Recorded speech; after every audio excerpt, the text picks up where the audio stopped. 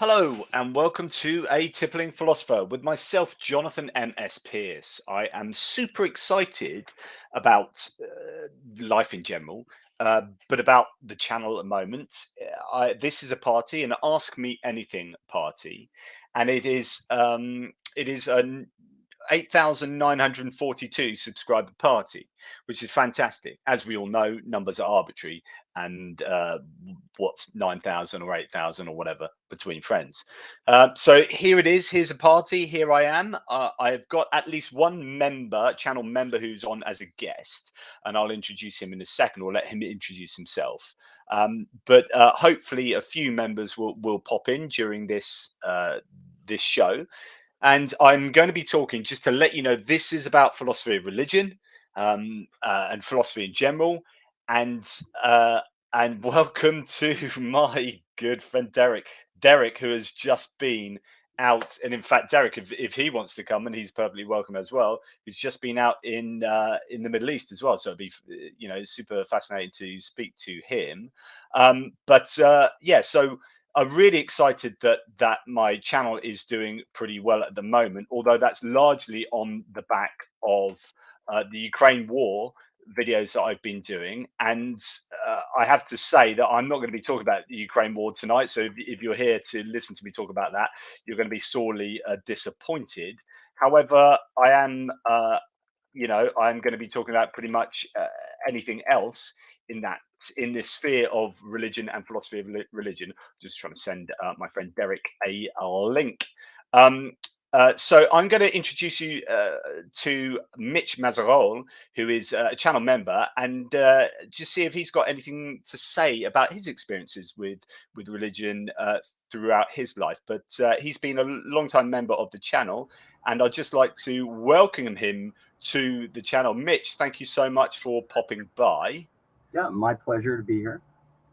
Do you want to introduce yourself and talk about your experiences, where you're from, where you live, and how you've experienced religion in your life?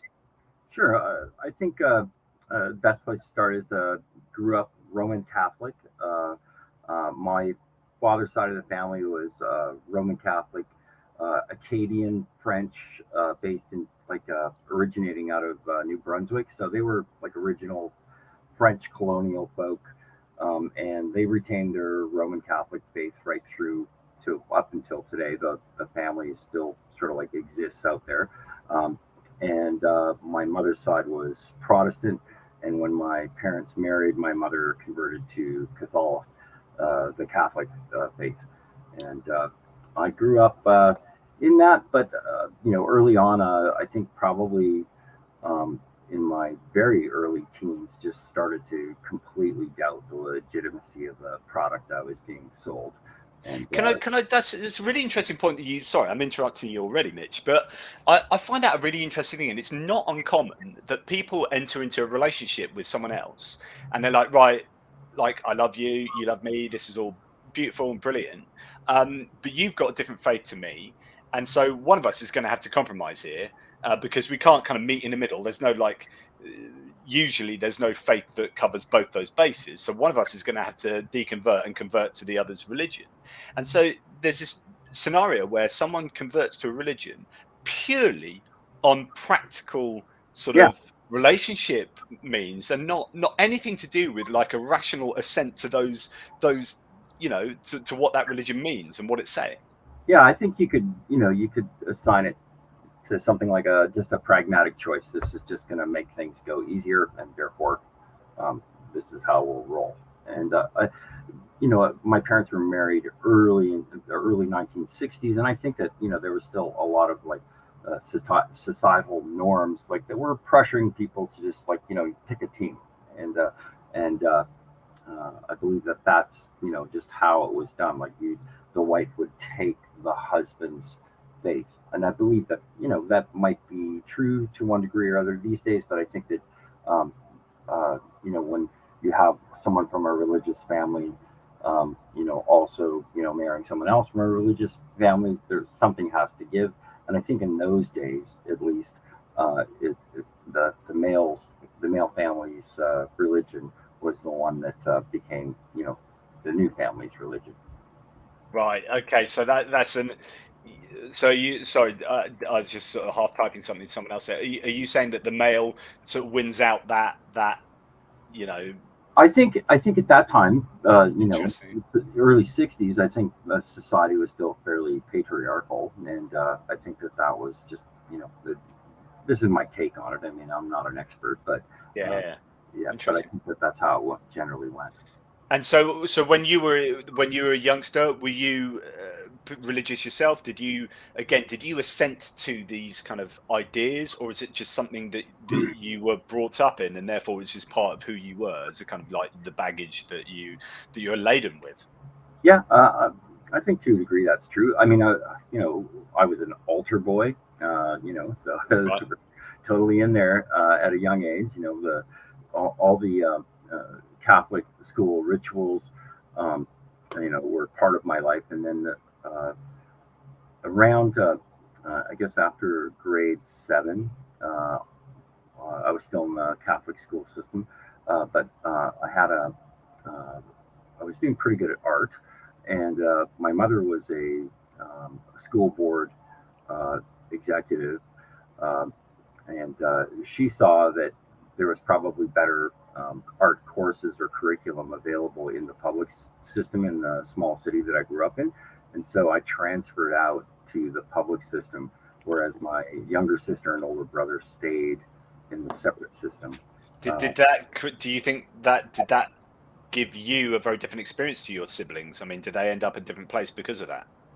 I think they're I think these days, I think they're both atheists. To be quite honest, neither of them are religious. Like they don't go to church every Sunday. Right. Um, but I think that they drifted away from it.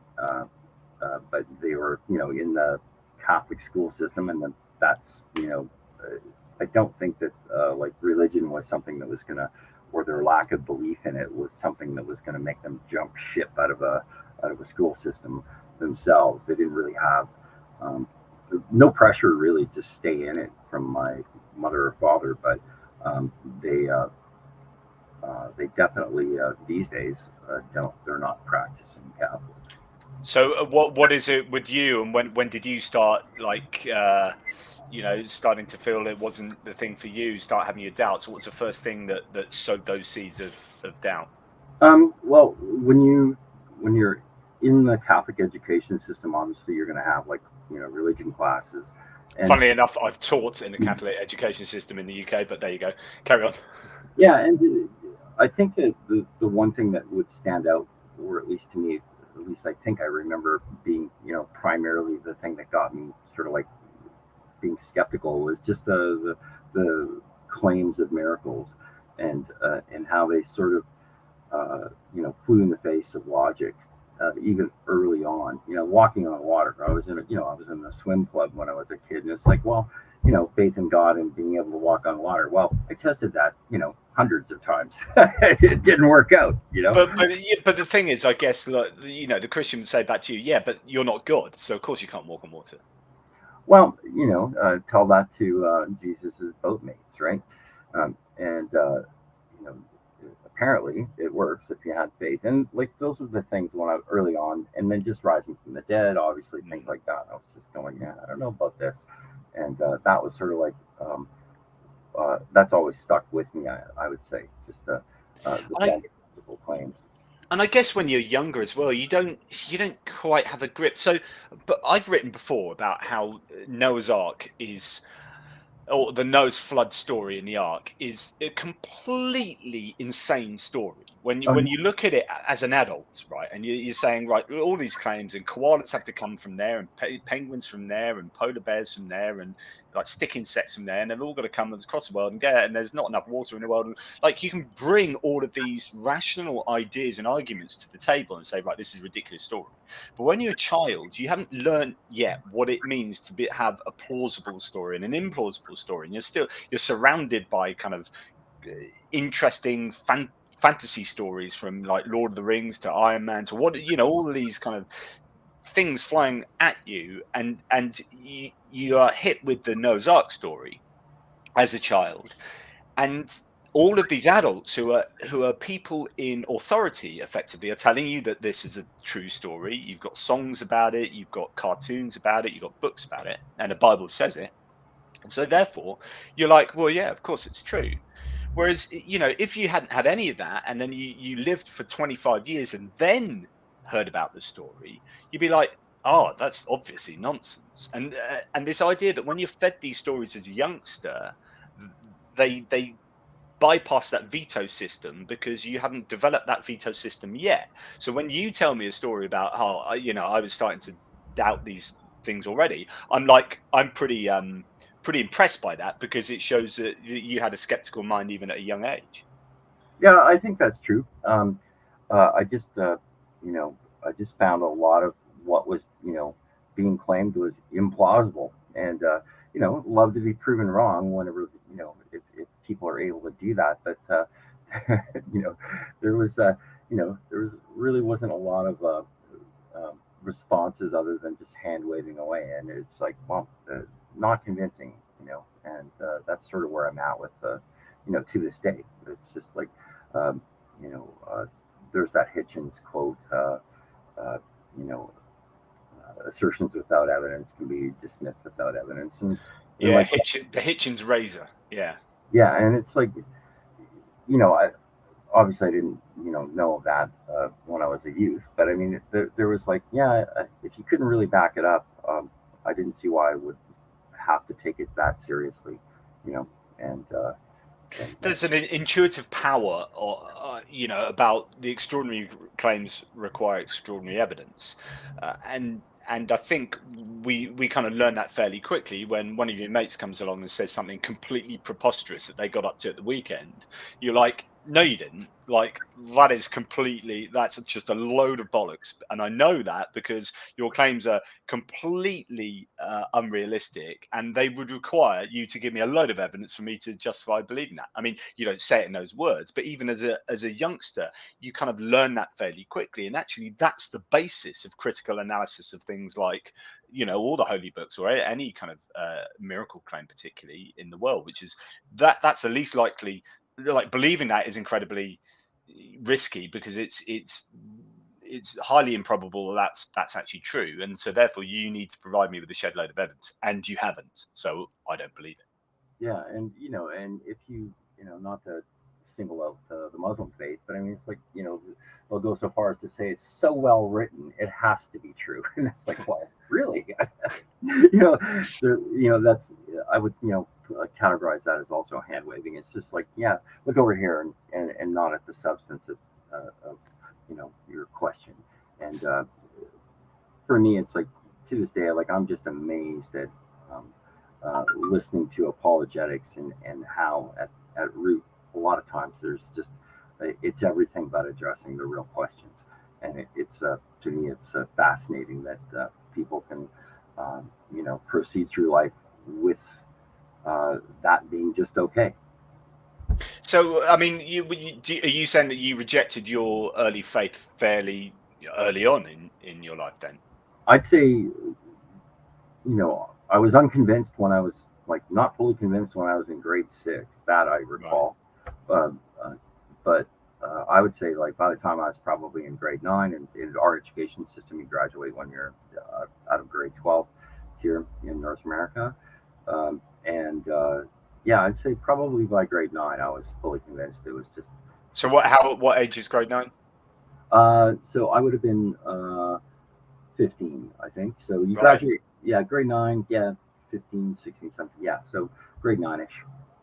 15. Um, so that's fascinating, and the that you can be so young and reject that. Interesting. Do you mind, Mitch, because I know this is your space at the moment, but do you mind if I bring on Derek from Myth Vision as well, who's just popped into to the room, Oh yeah, and yeah, go ahead. and to and I'm interested in Derek, partly because he's an interesting guy, but I I'm mean, a here's a guy. weirdo. I'm a Well, weirdo. this is almost certainly true. I mean, Derek has been Mitch, what's up?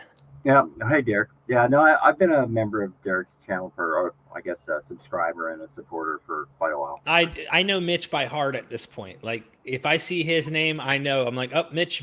I know Mitch, and I always say Mazarol. Am I pronouncing that correct? Yeah, it's correct. Yeah, the E is silent. It's like a French Acadian name, so the E is just window dressing. Awesome. Yep, Yeah. yep. Thank you for So, that support too, by the way. Derek, I have to thank you. I've got to these heady heights of 9,417 subscribers, or That's 9,512, or that's good. 9,601, something like that. Who cares? I care actually deeply. And largely down, well, certainly originally, it's odd to say it's largely down to the Ukraine war now. But that's a whole different kettle of fish. But initially, I have you to thank hugely for this, Derek. So thank you. Oh, no problem, brother. I mean, you Mate, work very hard, you know. but actually, I can't tell you how exhausted I am right now. But I hide it well. Uh, Mate, you've just been to Israel. Is Yeah. this correct? Yeah. Would you want to tell us your experiences on that? Oh, And wow. sorry that you've come in and sort of taken over from Mitch. There's lots more to be heard from Oh, Mitch. good. I want to hear about his trip too. So Yeah. Wow. So I didn't know what to expect. I knew there was going to be people who Sorry, what are. was your objective? Sorry, it's probably So I better was to say going that. to record. The whole goal was to go to some of these geographic locations and look at where Jesus may have been. We called it tracking Jesus, and record at these sites where significant biblical themes, stories, such take place. And we went to, Caesarea Maritime, Caesarea Philippi. We even went up to Tal Dan, right there at the border of Syria. We went, of course, to Jerusalem. I met Rabbi Tovia Singer. Oh, nice. I went down to the Dead Sea. We went to Qumran. I went into Cave 11. We weren't supposed to do all that, but I did, and I got it all filmed. We floated on the Dead Sea. Then we went down to Biblical Tamar. We were out there in the middle of the desert for 2-3 nights. And, it was a really cool experience. There's a lot of tourism, which it was really nuts, like a lot of tourism in a lot of these sites. But it brought to life in a way where all this stuff may have happened. And in a sense, it made me go, okay, this is really interesting.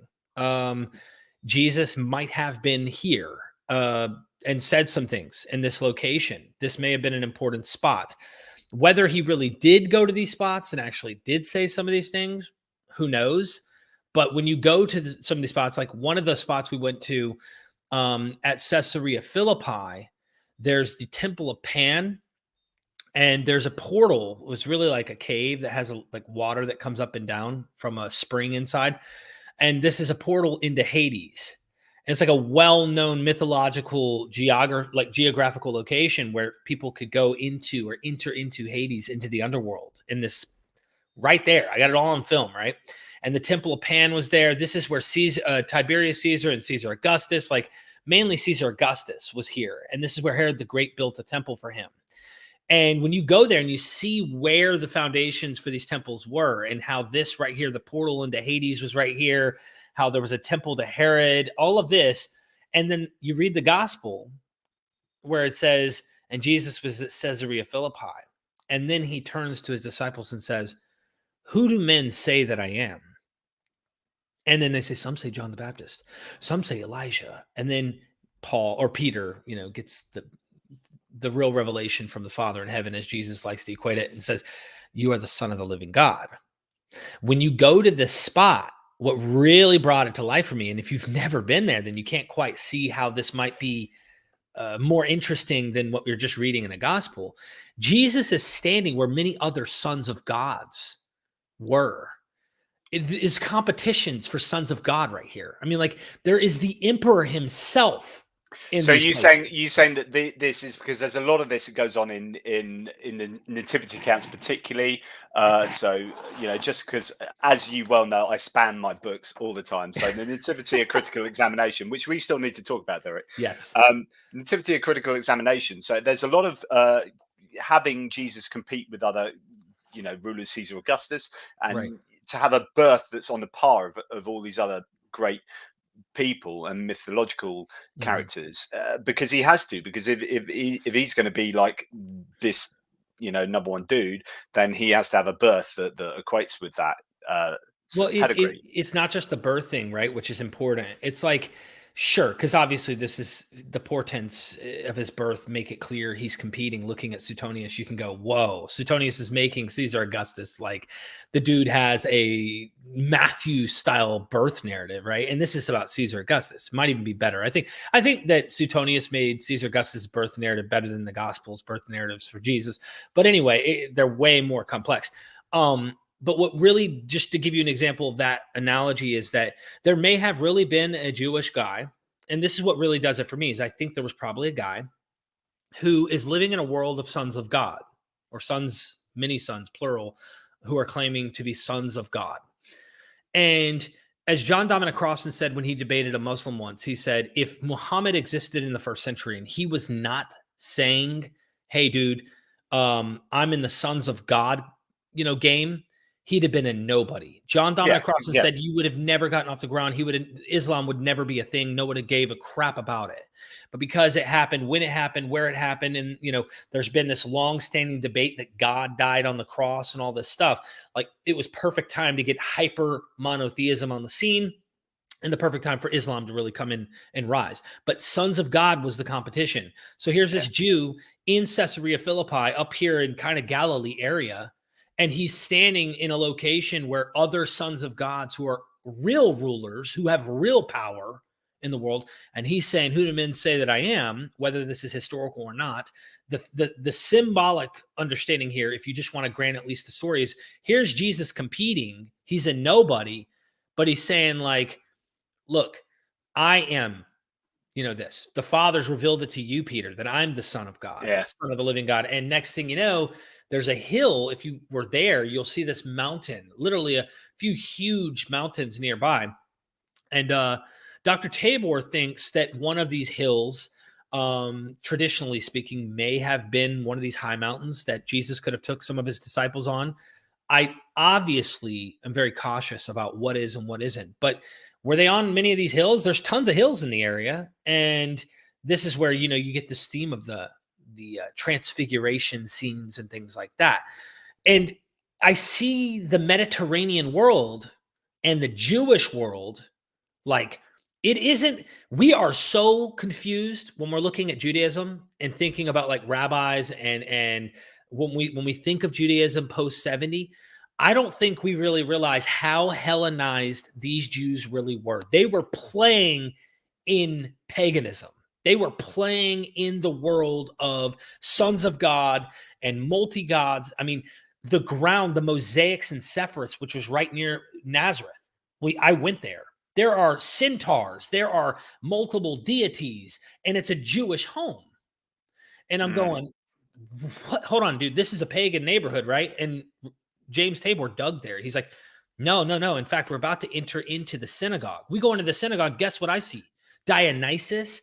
Bro, I'm like, so kind of like there's a real big syncretism here, which is a kind of like, so for those who don't know, syncretism is sort of when one religion sort of comes into contact with another and it absorbs it. I mean, this happened a lot in kind of colonial times where you would have a religion being brought into a country and then wanting to appease the people already there, but wanting to impose your religion on them. You would kind of form a kind of amalgamation of both of them, but with one being more like, powerful or whatever. So there's a kind of syncretism going on here. I think that the Jews were accommodating to the world that the Greeks and Romans brought. I don't think it was a force necessarily. Maybe in the Maccabean revolt, situations like that. But there's a scholar I'm recently going to be interviewing, Jonathan Adler, who wrote a book on the origins of Judaism.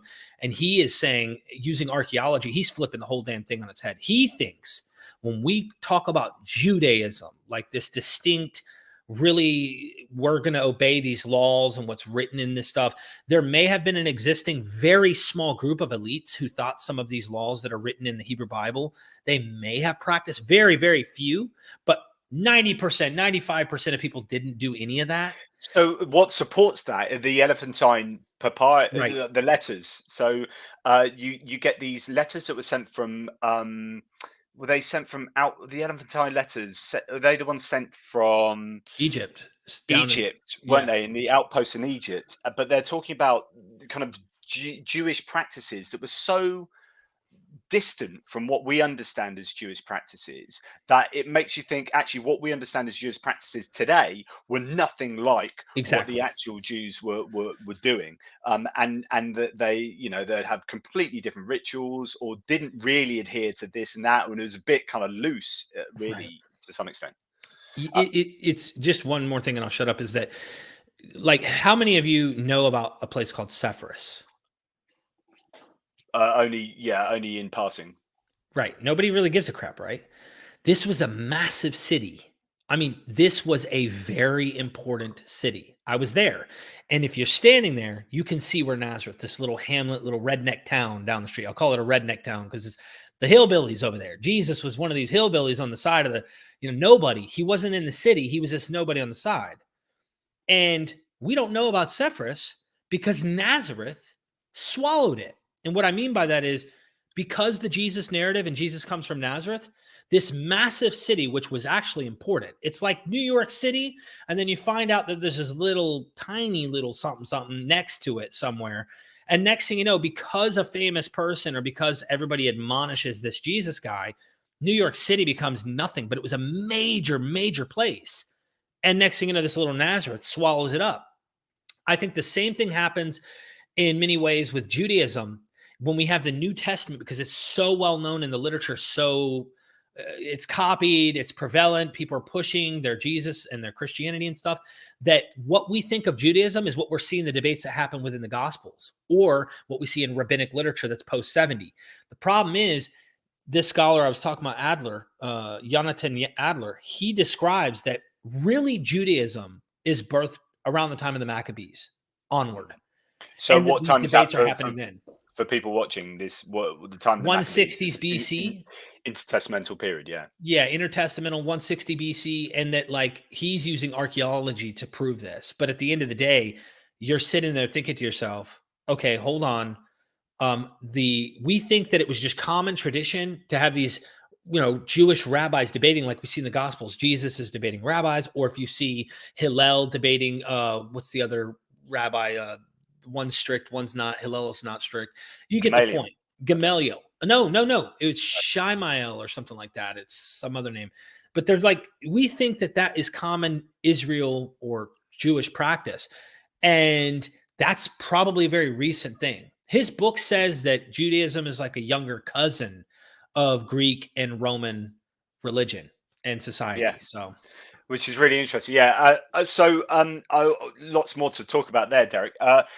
Welcome. Well, first of all, Vaguely Agnostic, thank you, VA, for your kind contribution. He talks about Derek and Neil made the sun go dark on the 25th of October.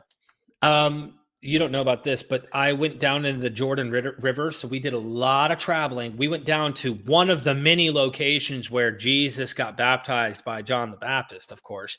You just got to go down there and see how touristy it is. It's such a tourist trap. But we went down there and I baptized Neil and my wife in the name of Myth Vision. And then my wife baptized me back. And literally, there's all these Christians around right over there getting baptized. And I go, we are Myth Vision. And then I dunked it. And I filmed it. I have it all on film. And guess what? Beautiful. We found out after we got out of the water, there was a partial, is it lunar eclipse during that time? I'm not making this up. Man. Yeah. Like, so, but actually, sorry to interrupt, but actually. Who do men say that I am, Jonathan? This is the sort of thing that myths become kind of pseudo fact or whatever. Myths become religion. It's the fact that somebody does something and then looks up and goes, "Oh my goodness, have you seen what's happened?" And then this coincidence is then a thing, and then you like, oh, do you know Derek? The lunar eclipse came when we baptized him, and then 10 years later, then that gives you the power to think that you're someone special. Like. Facilitates you think you're someone special, and you honestly 10 years later you could be like some religious cult leader. Yeah, that has just used coincidence to your own My ends. mother-in-law says, Derek, if you wanted to, you could be a cult leader. And I'm like, no, thanks. I'd rather, I get a lot of freedom out of knowing people have found their way, and like being able to discover this stuff. Like I just the dishonesty, that goes involved in that kind of shit. So anyway, Enlightenment, brother, enlightenment. Well, look, Yeah. I'm going to welcome Chindi, who you know as well. Yeah. Chindi's massive regular on your channel. Chindi Chimblu, who is a legend here. So thank you, Chindi. Welcome on board again. You're muted. Chindi, I can't hear you, so you're muted. No, still can't hear you. I'll tell you what. Have a little look at. Well, that was a nice welcome. He's come and he's that's gone. awesome. So you went to the Middle East with Neil Sendlak, who is Gnostic informant. Do you again? So your objective was to just experience, I guess, and also get some video footage of the places. A couple of questions. What did your wife feel like a spare part? I mean, was this your little She helped. No, geeky... we came over there to record. Yeah. I wanted to experience as much of it as I could and actually try to take in what's happening, what we're learning, what we're seeing. But I filmed a lot. Like the cameras didn't didn't turn off pretty much. Yeah. We were always recording stuff. And yeah, at the end of the day, that was my whole hopes. And my wife helped me with recording and stuff.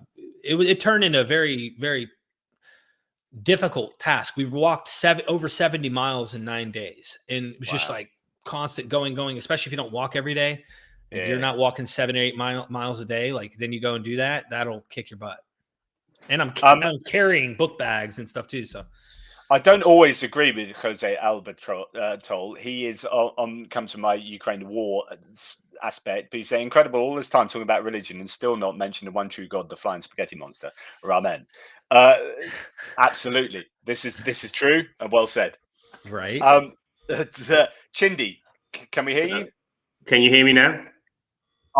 You are loud and clear, my friend. Oh, great. So, great. I mean, we have Chindi here just to let people know. So myself, Mitch, and Derek are all sort of atheists who love talking about religion, and we geek out on it.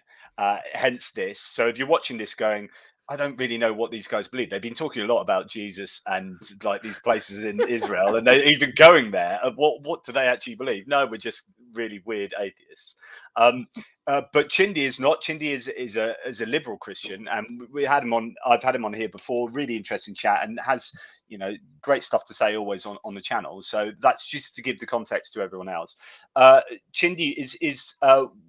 Would you like to go to somewhere like the Middle East? Would it speak to you? Yes, I would like to go there. I've never been to the Middle East before, actually. I was just watching Derek enjoying himself, and I'm like, oh my goodness, I wish I was there. But it's I had an opportunity to go, but it was a group of it's a conservative church that I am associated with, and they had invited me over. And I am not the worshipy or let's go and see Jesus type of person. It's I'm very different. I'm very challenging, and so I did not want to ruin the trip for everybody, so I didn't go. You would have been the token liberal, right? Which is and they're just to ruin all these conservatives. Week out in the holy city. Yeah, yes. The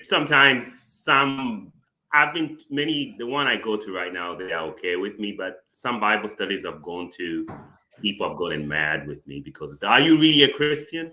Because I really ask the difficult questions. I'll go, I'll listen to Derek Smith's vision. I'll listen to you. I read your book. I'm actually about to buy another book of yours. So, legend. Because I'm just thinking to myself, okay, this is very interesting. And then I'll ask the questions, and they get really upset, and they say, "Oh, are you really a true Christian?" So some people do get upset. So I didn't want to ruin it for them. So that's really interesting. Okay, what's one question that's really got them upset? I'm interested in this. So the one that really gets them upset is when they talk about hell, people going to hell, and they'll say, "Oh, unbelievers are going to go to hell."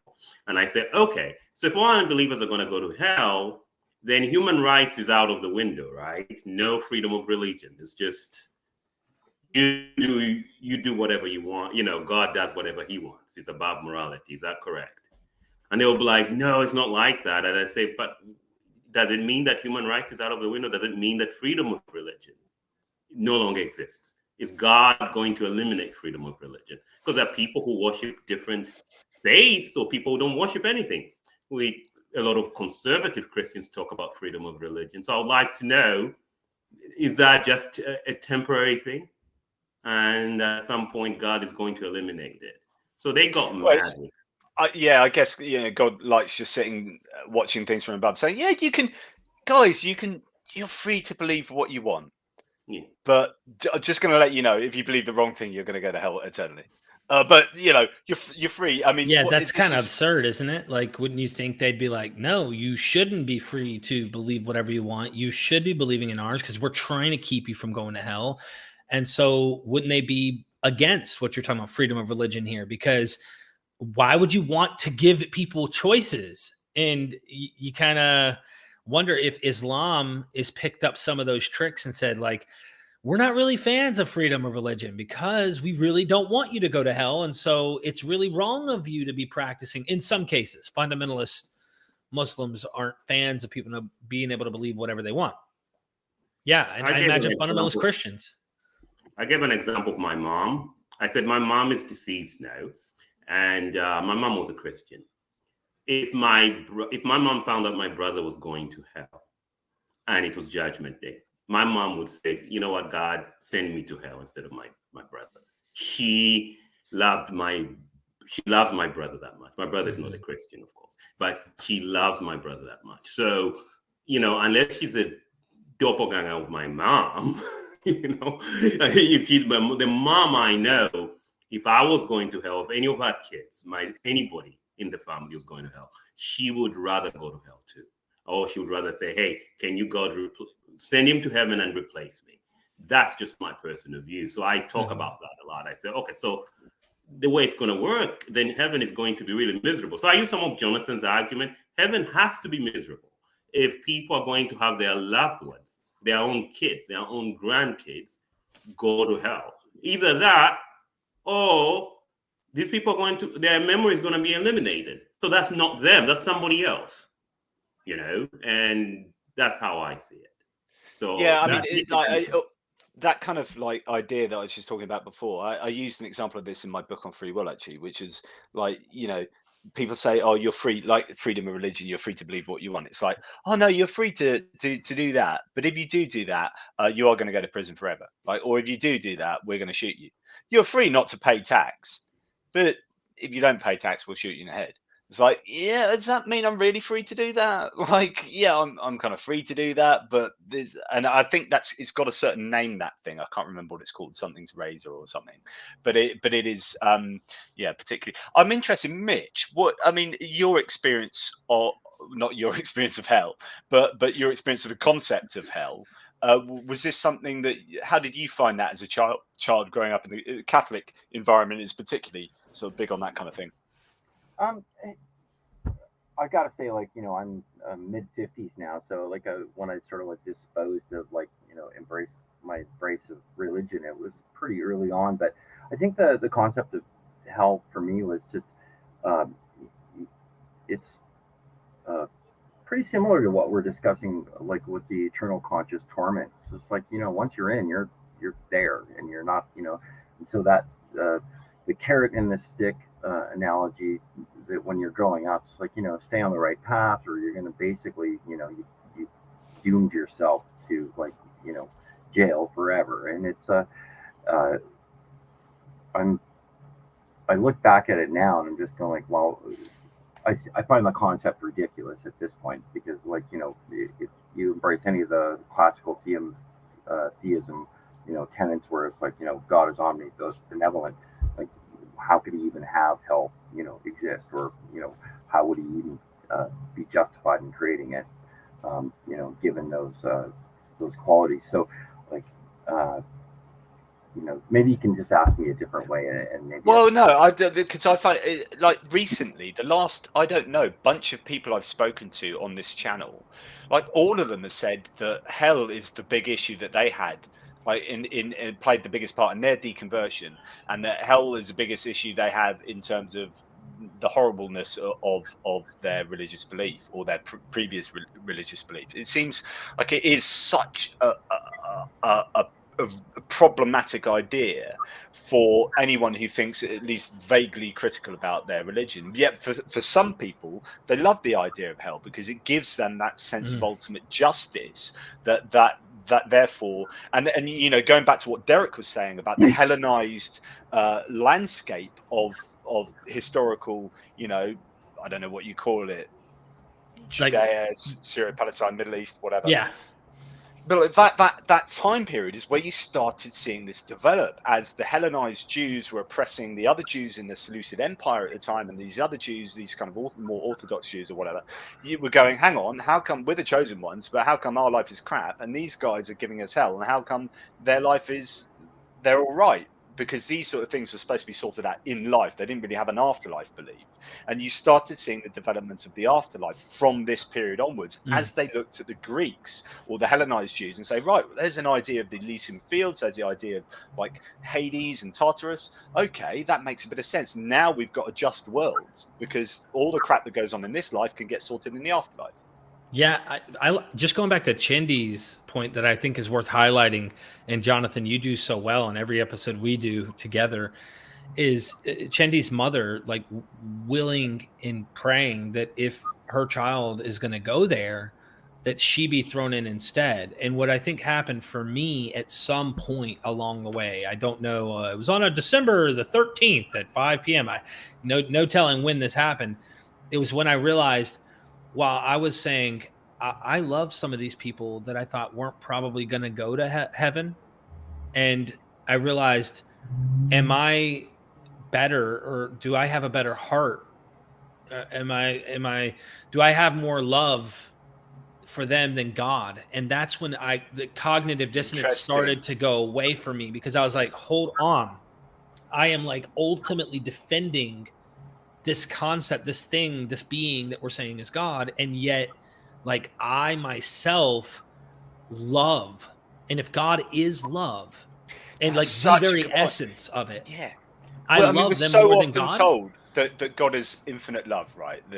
And sorry, Chindy, we are bashing like the concept of God in front of you. But nothing that you are not used to. You're so used to it. I'm used to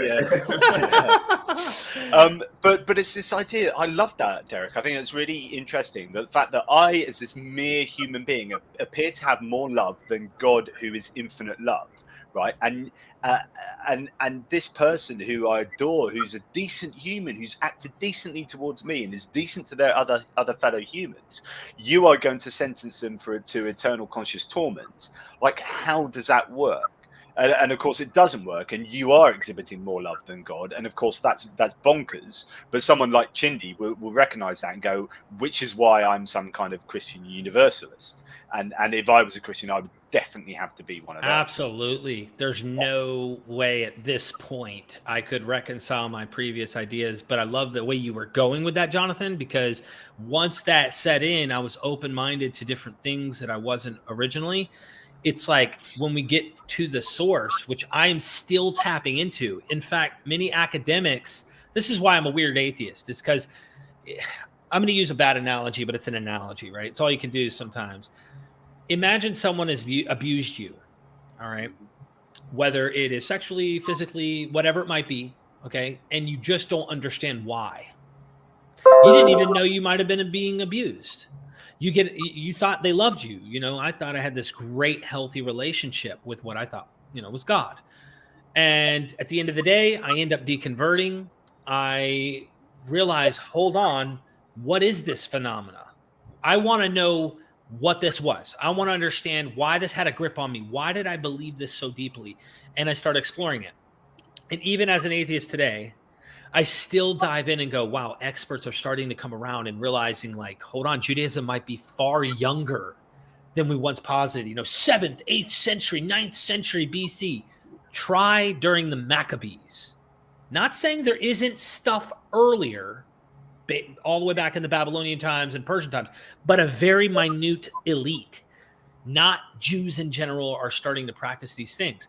We're talking Maccabees. And if this is a younger sibling of the Greek and Roman world, as Jonathan's pointing out, then understanding the origins of hell from Persia going down into the Greeks and the Romans and going, what is this thing we call hell?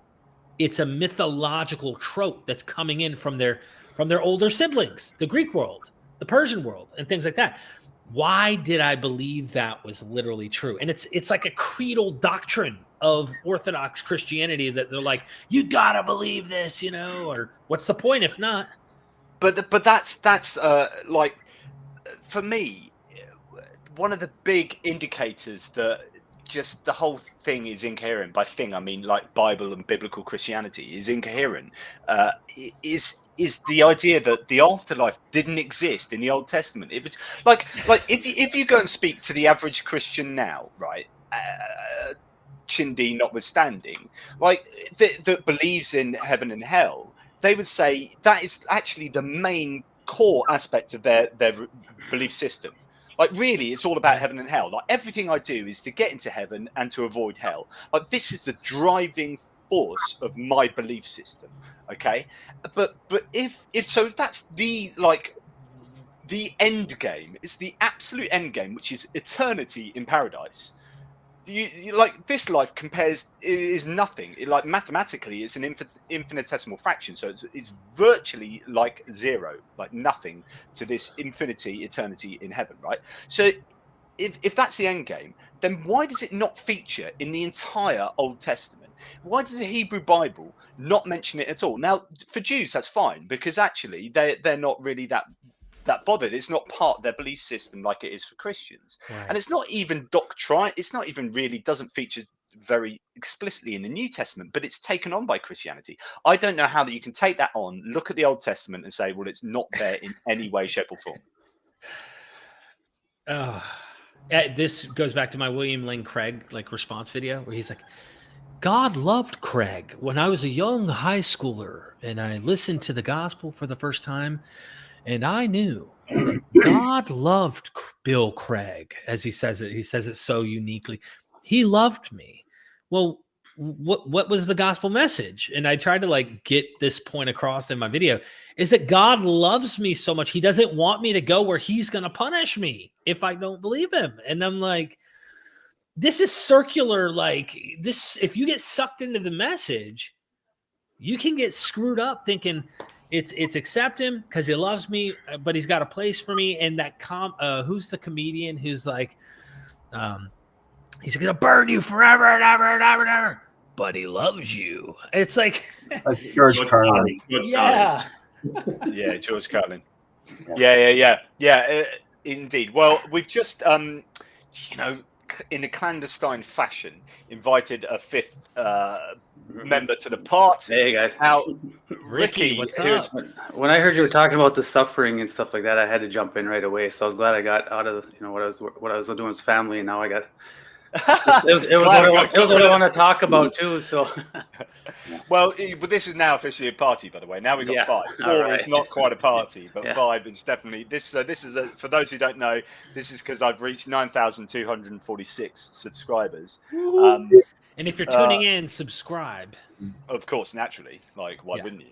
I mean, unless you want to be tortured. Jonathan is a loving Jonathan, though. So, Well, I mean, that's the kind of thing that I think about at night, which is like, if I was God, how would I create the universe? And I guess the idea is that I did a problem of evil discussion with Dan Barker yesterday. Dan Barker and Hani Salim of Critical Faculty. And so we had a chat about the problem of evil. And there's this kind of idea in suffering that, like, if suffering can have some kind of use, well, first of all, the question is, could you have a world, an existence without suffering at all? Like, would that be? I don't know. Actually, let's put this out. What do you guys? Ricky, do you think that we need suffering? Do you think you could have a just as meaningful a world without any suffering at all? I don't know. That's a tough one. Seems like You're fine to say I don't know. I don't know. Mitch. Yeah. Like I've been thinking about this. Reading your book, The Problem with God, and I'm about a third of the way through it at the moment. And one of the things, you should hold that up. Plug that book. Of course, yeah. Well, that's the arguments, right? There's the other one, black cover. But yes. Regardless, like I'm still. Oh, right. Yeah. I'm quite hung up on this tension between like omnibenevolence and being maximally just, right? With this, and obviously the POE is a big part of like why this is, like, to me personally, incoherent. It's just like, how can you be maximally loving but basically relegate individuals or souls to an infinite amount of time being tortured? I'm just kind of like, it doesn't make sense. And outside of I guess we'll say like the Christian concept of this, like I'm wondering, in because it's called classical theism, I'm going like, well, didn't and maybe you can answer this as a philosopher, but didn't early philosophers also see a problem with these sort of like conceptions being in like like an incoherent tension with one another, where you can't be maximally loving yet also be the same dude torturing someone for an infinite period of time? Like, that to me is like hugely problematic. Well, I mean, yeah, I'd have to look into that. I mean, the notions of God seem to move over time towards the omni-God, the monotheistic version. Like a lot of the early philosophers in the Greek times wouldn't have necessarily thought of God like that, so it's possibly difficult. But however, Epicurus did kind of think about the problem of evil as a way of like disproving that God existed. So he must have had some kind of idea of God being omnibenevolent.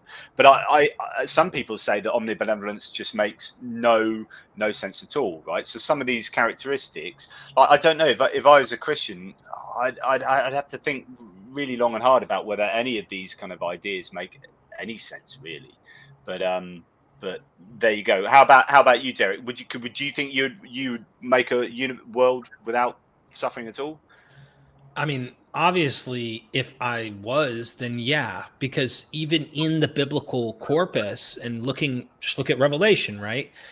This John the seer on the island of Patmos imagines a world with no more tears, no more pain, no more death, right? So like he imagines there's going to be this perfect utopia where God's gonna, no more darkness, the sun doesn't even have to exist anymore. God is its light. There's like this beautiful flowing waters, the sea. I used to imagine like the sea, every sand pebble was diamonds, and like you just imagine the most beautiful, unbelievable. Well, if they can imagine it and their God's able to do it, then there's a category in their mind that this can happen.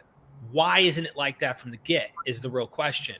And the story is just in many ways kind of silly, like especially when you go back to Genesis and stuff, you start looking at like what's going on, and then where the myth comes from, and you see borrowings from Babylonian mythology, and you name it. The serpent also stills this immortality from Gilgamesh, and you're like, well, what's going on? So if I was God, could I imagine a world without suffering? That there are so many things we'd have to like break down on the world that we live in and what we as humans are and all of that would just be, it'd be like rewriting the foundation of existence itself to try and understand what this is. I think naturalism, as you talk about, since we live in this world, we could do hypotheticals all day long, but since this is existence and what we live in, which position makes the most sense in it? And I think the more incoherent one is the theological biblical narrative, even though it does accurately portray observations from humans in the ancient world of what they're seeing around. People murder, people kill, people do bad. There's good and there's bad, these kind of things. But I think naturalism makes best sense as to why things are the way they are. Even like sex. This is a real difficult one. I always struggled with as a young teen, going through puberty and being a Christian and going down almost every day.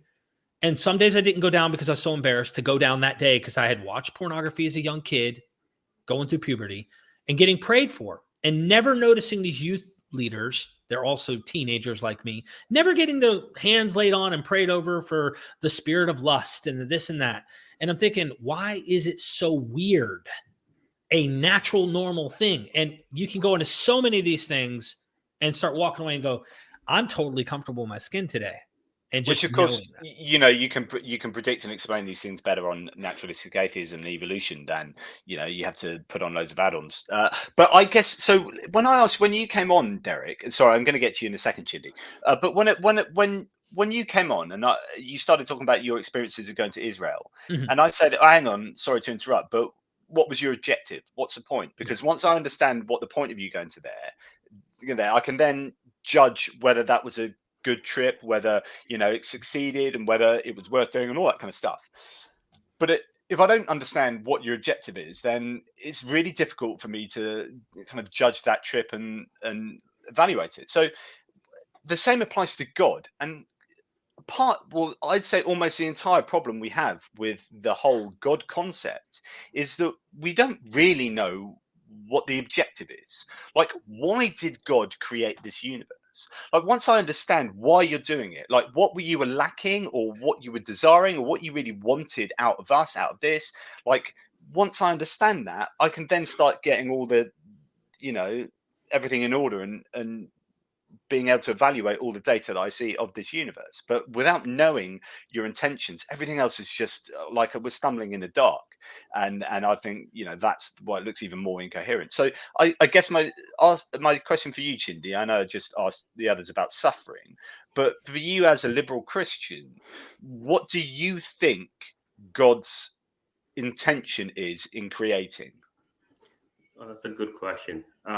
So to answer the question, first of all, I have a slight difference between me and Derek. I think suffering is a necessary part of this world, but I would have a problem with extreme suffering. So there's a difference. You know, I would kind of create a world where the suffering was like kind of cartoonish, like, you know, like cartoon, the person falls down, gets hurt, but never really dies, never really goes away. And of course, extreme cases of rape and stuff like, no, absolutely not. But I'll give an example of one type of suffering which would be okay with me. I was sitting on a bench and a wasp beat me on, you know, in my leg, and it kind of hurt for like 2 hours or so. But after 2 hours, I was all right. I think that kind of suffering, which is mild kind of suffering, where it's meant to teach us something, would be okay. Meant to grow us as people would be fine. I think there's what is known as unnecessary suffering, such as the cases of, I've spoken about, I think I was on Apologia where I spoke about the genocide in Rwanda, because it was happened close to where I come from. And that kind of suffering, absolutely not. I can't understand why God would create that word, except that he doesn't have control over that.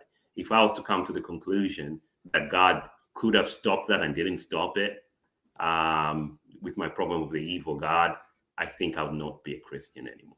Yeah, that's what. Oh, never mind. Sorry, no, go for it, Rick. I was saying that's you know, the final nail in my coffin when I deconverted from Christianity was the problem with suffering. And you know, when I was thinking about it, it's like, if there's a God, you know, it seems like you want to strive to be like this God. And when you see the horrific things that are happening in the world, I thought, well, I wouldn't want to strive to be like that God.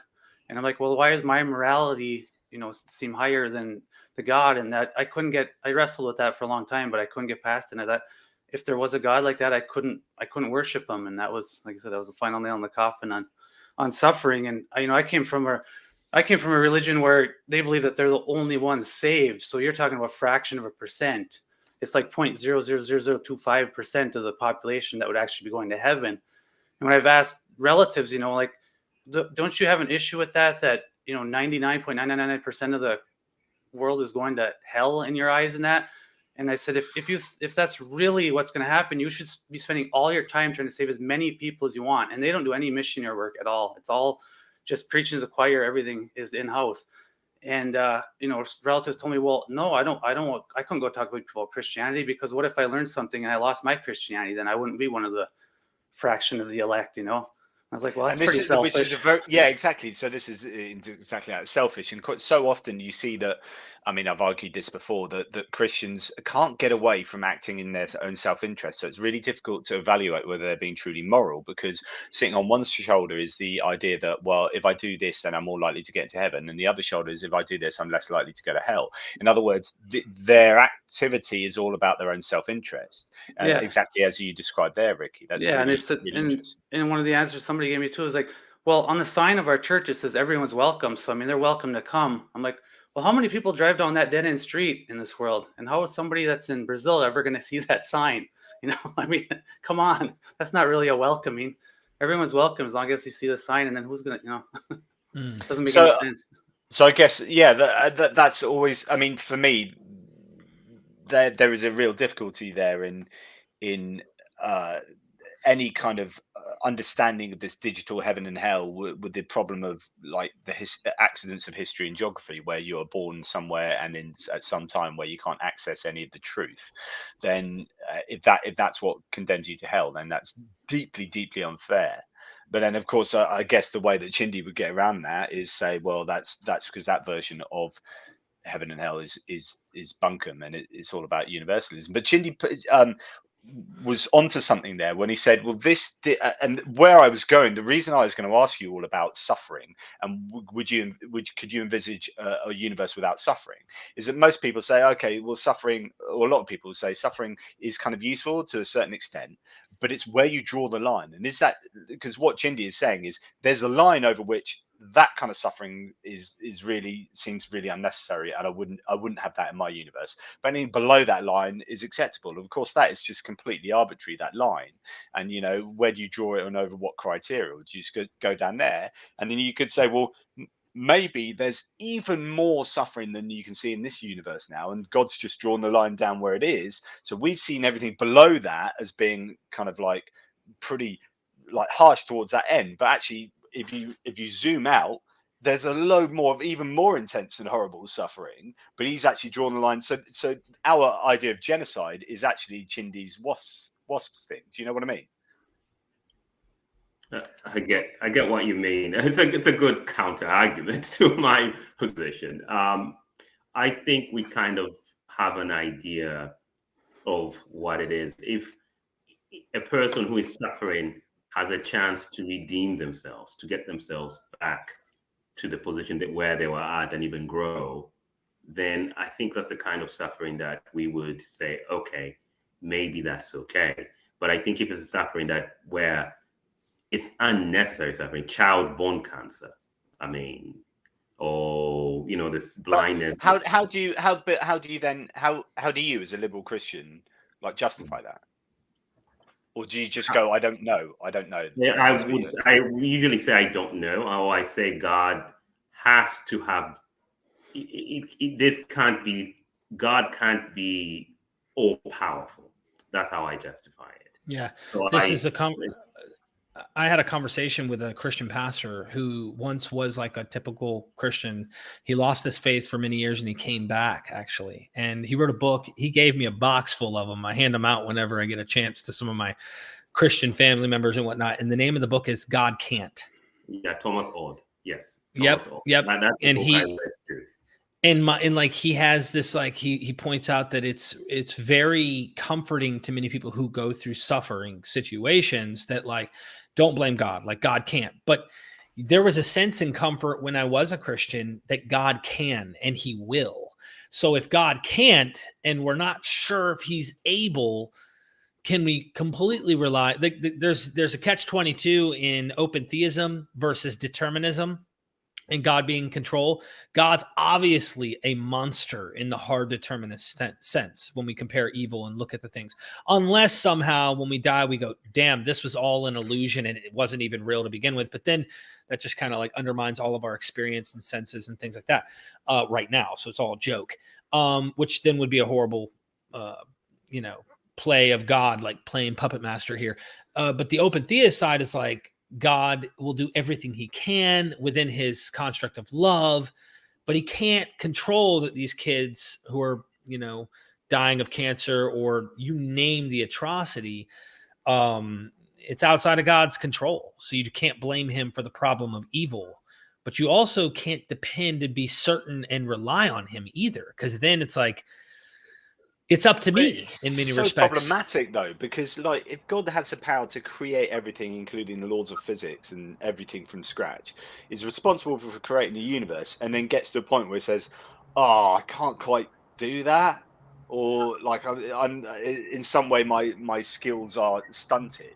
It just seems, you It know, I have a depends problem. on the open theist too, by the way, because if they're interpreting it through a lens of love, then love becomes the condition at which God can and cannot do. He won't coerce because he loves you. He can't do that because he loves you. But if you get a different one who's not using love, Can't stop a 6-month-old getting cancer because he loves you. yeah, I mean, he loves you so much that, yeah, and there's always like this like way in which there's an expression to try and make sense of it. And yeah, he's a great guy though, Thomas Ward, a really good guy I've talked to before. And I don't know, man. I don't know. I once shared the book. I once shared a book of Thomas's old book with one of the missionaries that I meet up weekly. I have a one-to-one because I'm kind of against missionary work for my own reasons, but so I meet up with this missionary every week and we talk about different issues. And I once shared a book, and he was so angry listening to Thomas Old. He actually had Thomas Old and I think Derek misvision, but he was not happy at all about what. Really? Yeah, he was so upset. He was like, I don't like him. I don't like how he's talking, and he's very evasive. And I said, where is he evasive? And he could not describe. He was really upset with either conservative, of course. He was really, really angry about it. And as I said, okay, let's not talk about it, because I think Thomas Old is one of the reasons why that I've still maintained my Christian faith. But if you say that, you believe what you believe. So that was how I look at, you know, Thomas Old. Now, it's not a perfect theology, of course. It has its own problems, as Jonathan's pointed out, and it has its own. But for me, it's much more palatable than the deterministic God, because if I have to believe in, you know, evil God hypothesis, I would be an anti-theist. I'd like to ask you one question, if I can, Jonathan. And this is just one that I have. That I feel like, you know, I could psychoanalyze or predict and say maybe there's psychological reasons or whatnot, or you just need a concept of God. You need something in your mind. But like, why do you think you have this God concept? Why wouldn't a natural world, completely natural, make better sense of the data than? And maybe you do at some points go, yeah, naturalism makes a lot of sense in this field and whatnot. Why do you think you need to hold on to a God idea? By the way, Derek, that was almost just about what I was going to ask. I kind of predicted it. I was like, you know, let me see. But Chindy? Oh, why do I need to hold on to the God idea?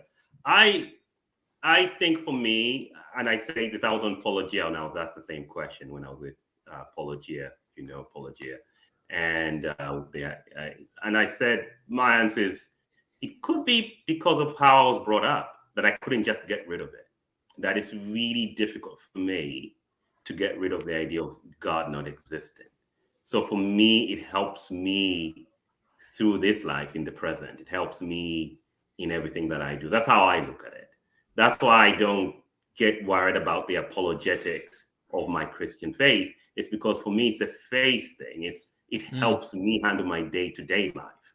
My idea of having no God it's very, and I tried it, by the way, the idea of having no God. It's very difficult for me. It's easy for my brother. My brother is not a Christian, but for me, it's really hard. It's just, I felt like I wasn't at peace with myself. So it's funny, Chindy, because I talk often about how, you know, it's all about trying to disabuse people of false ideas, right? So I have this idea of what the truth is, and I try and take people along with me. And, you know, historically, I've been like, well, you believe in God. God clearly doesn't exist. Therefore, I need to disabuse you of that notion.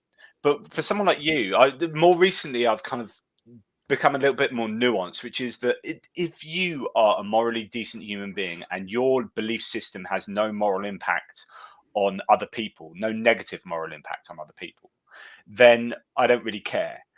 Do you know what I mean? So for someone like you, Chindi, like I can tell you're a decent human. I can tell you're. He's a humanist. Yeah. You're basically you're a humanist, but you're a Christian, and Yep. blah blah blah, whatever. But your kind of belief system is it's about you as a moral person rather than you as whether you're a believer or not believer. Because I guess what I'm saying. Sorry, I'm thinking out loud here. I guess what I'm saying is that morality is more foundational and more important than belief in God or not. Yes, for me it is. And I actually say this, that that values are more important than beliefs. Basically, your morality is more important than belief, because otherwise, what happens is that if you believe that God is more important than morality, that's why we get what we have here in America, where you have these Christian nationalists asking for all sorts of things, manipulating the Supreme Court and doing all sorts of other things, which I won't get into here. But that's where you get all these problems. Those problems come from people who have this belief that God is all powerful. Also, I also say to people that, a lot of Christians will say, God, you have to worship God. You have to worship God. And if you don't worship God, you're going to go to hell. And I was like, that would be a narcissistic God. Then God is a narcissist. He wants to be worshipped. He wants to be glorified. I don't know whether that's a good thing. So I think I would rather voluntarily, if I was God, person voluntarily does it. If they don't do it and they seek their own way of happiness, that's fine. If he gave us free choice, why not? So it depends. For me, does it work in the present? It's about the present. That's what my faith is about. It's not about, oh, am I going to heaven or hell in the future? No, it's about how does it help us now? There's a guy, I think I was watching Unbelievable. I think Glenn, I forgot his last name. He was on the Unbelievable, and he's an apologist. And he was talking about how Christianity brought morality into the world, how it helped to end slavery and all that. And I said, let's say I agree with you that is true, which I disagree, by the way. But let's say I agree with you that Christianity brought all the morals and all the present morality. Still, Christianity has to justify its usefulness now in today's world. Why should we stick with it? That's a really good point. Yeah. Well done about the past. That's fantastic about the past. But what about now? Yeah, that's a really good point, Chindi. So I've got a question for Mitch and Ricky. Start with Mitch. So Mitch, what do you ever look at Christians or any theist and think, I wish I had that element of some aspect of their belief system in my worldview? Is there anything that you think atheism lacks and you would like to have, do you know what I mean? Yeah, I think that's a simple to answer. I think a sense of community that churches or religious communities foster. I think those are important things to have. Like you've got that sort of fellowship where you can go together and do a good community work or what have you. Like in our pre-show discussion, Jonathan, I mentioned that I work in the production business and I have clients of all types that are they could be corporate or rock or pop acts and stuff like that. But another major portion of what I do is I do technical production design work for the worship segment, and some of those groups that I do shows for, they have massive organizational efforts put towards campaigns against human trafficking, and you just don't get that in an atheist community, in general. Like, yes, there are humanist organizations that will, put together campaigns to, fight this or that, or support, let's say, like Medicine Sans Frontiers or things of that nature. But it's much more prevalent in a theistic setting that you see those types of efforts. Now, I might, this is a personal perspective, so I could be, way off base, but that's my, take on it. So, yeah, I think the sense of community and, the positive outcomes that can come from having a, put together a community, I think that's something that in the atheist sphere I don't see enough of. Yeah, and this is where the Sunday Assemblies come along to try and fill that gap, and that's a really worthwhile intention. And yeah, I'd agree with you. I would like, if I was more mobile, like my walking's not particularly great at the moment. If I was just out the house more, I'd love to go on a Sunday to meet with other skeptics and like sing some cool songs and just generally talk shop and be geeks together. That's awesome. Ricky, for you, is there anything? I mean, you are out of religion not too far away, actually. So you were what 3 or 4 years ago, wasn't it? Yeah, 3-4 years, about 4 years ago. Yeah. Yeah. So is there anything that you think? Oh, do you know that was good about my religious existence that I kind of miss? That's what Mitch says is exactly what I was thinking too, is community. And I've actually discussed that quite a bit lately with people that either are in the religion I used to be in, or people that have left. And it seems like most of the time we discuss stuff, the community is basically the only positive thing I could see. Well, even that's kind of a double-edged sword, because they're good at community, except for if you bring up anything that you might think is problematic with the religion, because you will be, cut off quickly, like you're seen as dangerous right away. So it's like community, as long as you're like the dogmatic one that I was raised in, community is great if you're in, but if you Yeah. display any of individuality at all, a lot of people don't want to be around you because you're dangerous. So I even had somebody reach out to me this week and said that they're in the church and they don't believe it and they'd like to leave, but they're so afraid of losing community they don't know what to do. And I said, well, that's what I'm trying to work on now, is within our ex-Laestadian community, is to create more of that communities. Somehow, like I said, we have Facebook groups, stuff like that, but to maybe try to meet once a year with people from all over the country, and that have left or are thinking about leaving because they're afraid to be left out on their own. And like, I knew going in, like I knew when I was going to leave the religion, I knew exactly what was going to happen and I was going to be cut off and stuff, but I was prepared for that. Living authentically is worth it. If people don't like me for me, I can't force them to like me. So, well, I'll have to rebuild a community. That's just the way it goes. Yeah, so I think that's really interesting. I mean, the idea that religion is a really powerful example of probably one of the best examples almost of in-group, out-group psychology and building up an identity. And anyone who is not part of that identity or not following those doctrines exactly is in the out-group. Yeah, and is therefore cast sorry. aside. Yeah.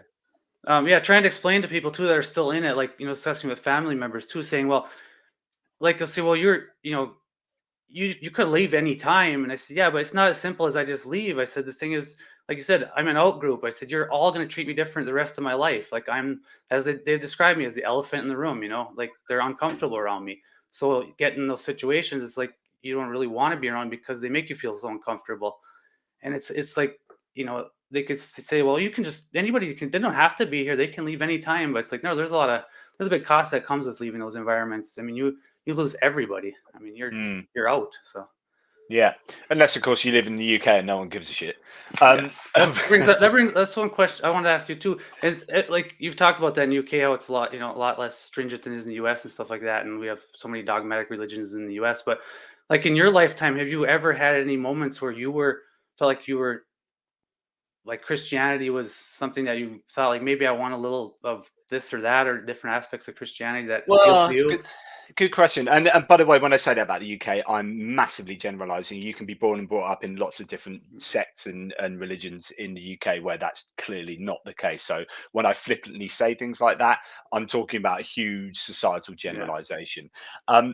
But for me, so I was a Christian up until, and I find this interesting. So I've done a podcast on this for Only Sky, and I've written about it on Only Sky, about my sort of deconversion, where we lived around the world. My dad was in the Navy, so I went to boarding school from the age of 7 to 18, and you'd go to like chapel. My second one from when I was like 14 to 18, 13 to 18, you'd go to chapel like 3 times a week, and it was fairly sort of nominally religious. Well, it was religious, but like none of the kids were particularly religious. But I was, I got confirmed.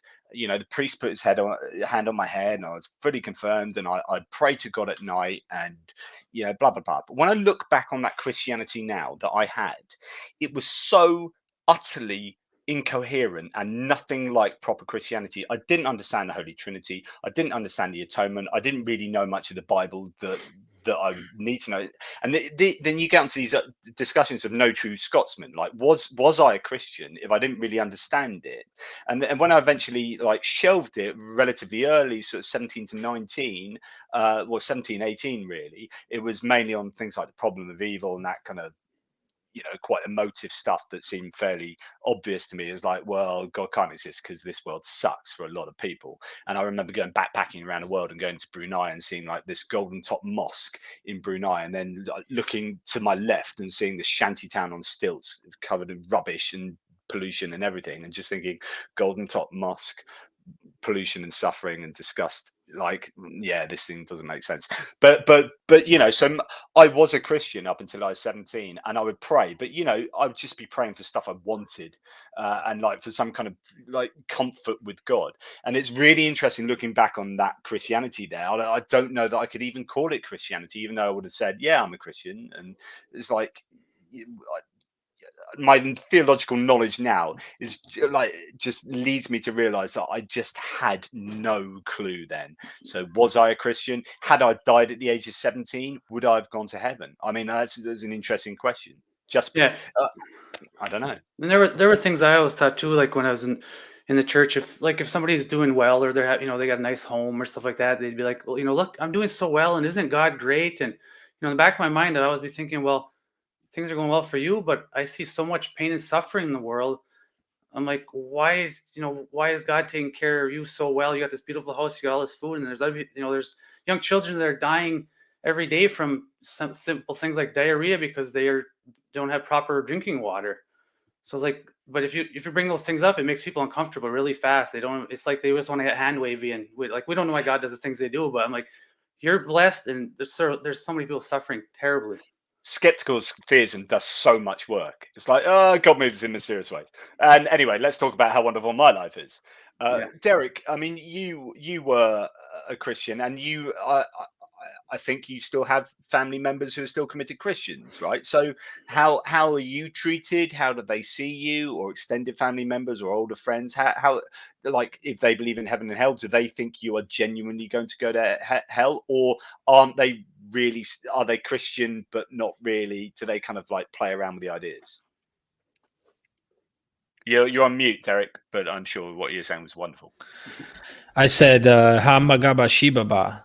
No, they're definitely Christian. And you can see that some of them like don't know how to handle it. And like so I use this recent situation as an analogy as well. Like, this really happened, but I got a group text. It was on a Sunday. A few months back, my sister was praising Jesus, and she was in the chat, like, thank you, Jesus. I'm so glad that he's yada, yada, yada, in the whole group chat.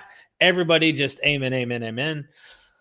And I thought about it. Should I say anything, or should I just let them just be and, do the thing? And I finally was like, after so many months of, you see it, I just responded back. I was polite, but I was like, I feel a little left out here because I don't agree with what you're saying in this chat. And in fact, maybe when I move up here, which I'm here now in Washington, we can have a family sit down and talk about it.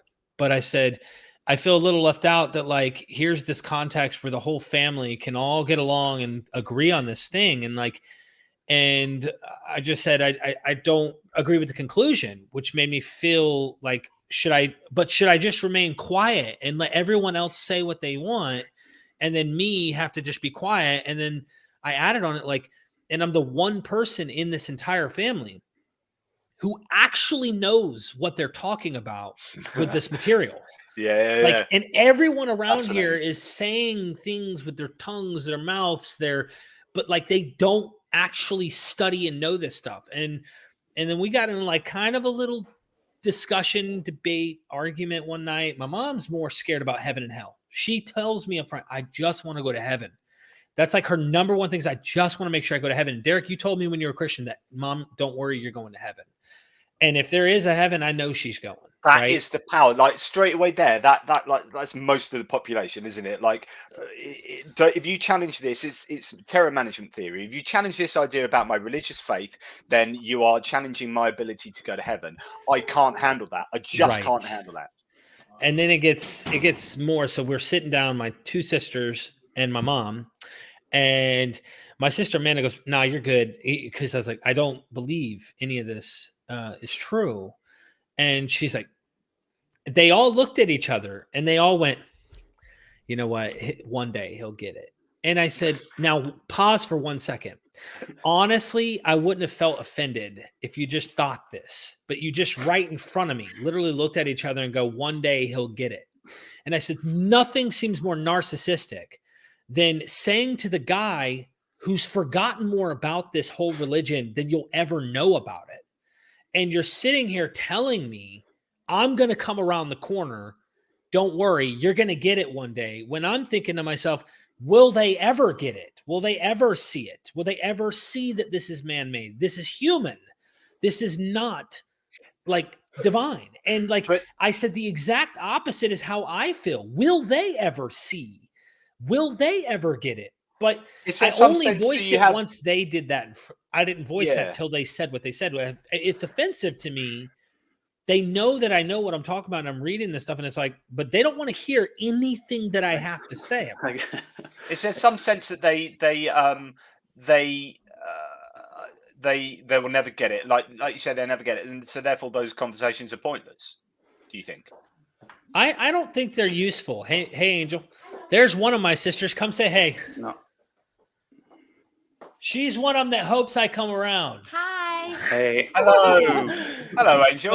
I was telling them about this. Is actually you can't hear them. Let me take the audio here real quick out and the timing. What are the odds you'd come right when I was literally bringing up how we were talking about how I don't believe, and then you guys are like, he'll get it one day, and I'm this is so like. Bless your heart. Bless your heart. You'll get it, and I'm like, oh my gosh, yeah. So I'm interested, Angel.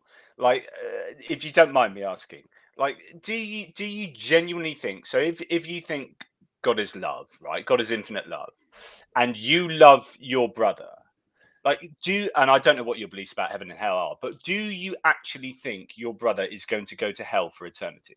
I do not. She's not the tip. So she's not like as fundamentalist as, because I believe that God knows his heart and he's going to be just fine. Right. Yeah. Okay. That's the right answer. Yeah. no, I appreciate that. Sorry, that's a really difficult and intrusive question, but that's cool. So okay. All right, I'm out of the hot love seat. You. Bye, yep. everyone. This is love you. I got to share a story then related to this. Then this summer, I had a family member call me up, and they were inviting me to church meetings, and we got into conversation, and I eventually brought up a bunch of things I found problematic, or I thought that God did that was cruel and stuff like that. And this person goes to me, "Where are you getting this from?" And I was like, "The Bible." "No, I don't believe that." I'm like, "I can show you in the Bible where this stuff is." Silence. Didn't want to know. And this, I came from a religion where the preachers know everything. They tell you what everything means. So nobody really studied the Bible. Whatever the preachers say, that's it. So they never really, there's never any Bible study or anything like that. People might read it, but if you have any questions, you go to the preacher, he tells you what it means or whatever. So like, I knew this family member had never studied the Bible ever. So it's like, I'm bringing up all these things. It was news to her. And then it was like, she goes, "We better not talk about this anymore." I'm like, "You're calling me to save me, and you're afraid of what's in the Bible. That's problematic." She's like, we shouldn't talk about religion anymore." I'm like, "Remember, you called me." Yeah, that's brilliant, Ricky. That's brilliant.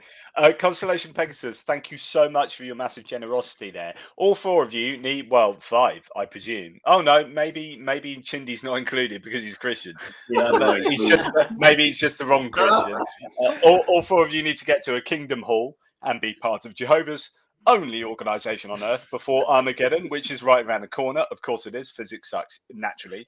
So this is a problem, the oncoming Armageddon. And thank you again, Constellation Pegasus. It's interesting to note that the atheists here know the Bible more than the believing ones. In fact, there are heaps of studies, or there's at least a few studies that have shown indeed that atheists and Jews basically have much greater knowledge of the Bible than most sort of Christian denominations. Yeah, that is actually something that's kind of stands up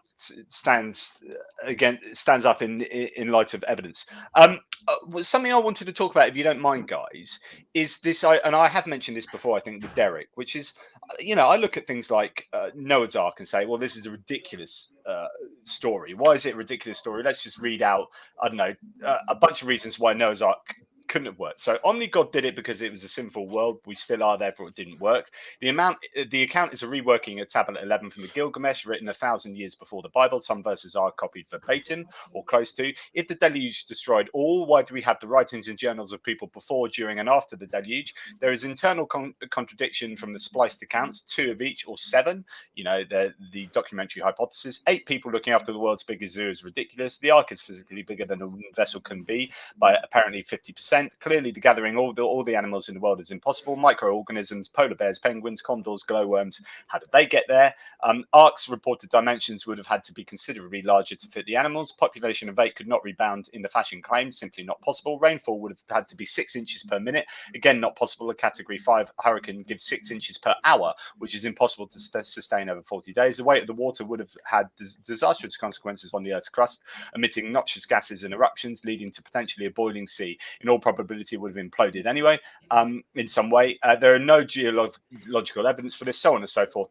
There are reefs that have been undisturbed in the world for 100,000 years. These would have been crushed and destroyed. They were not.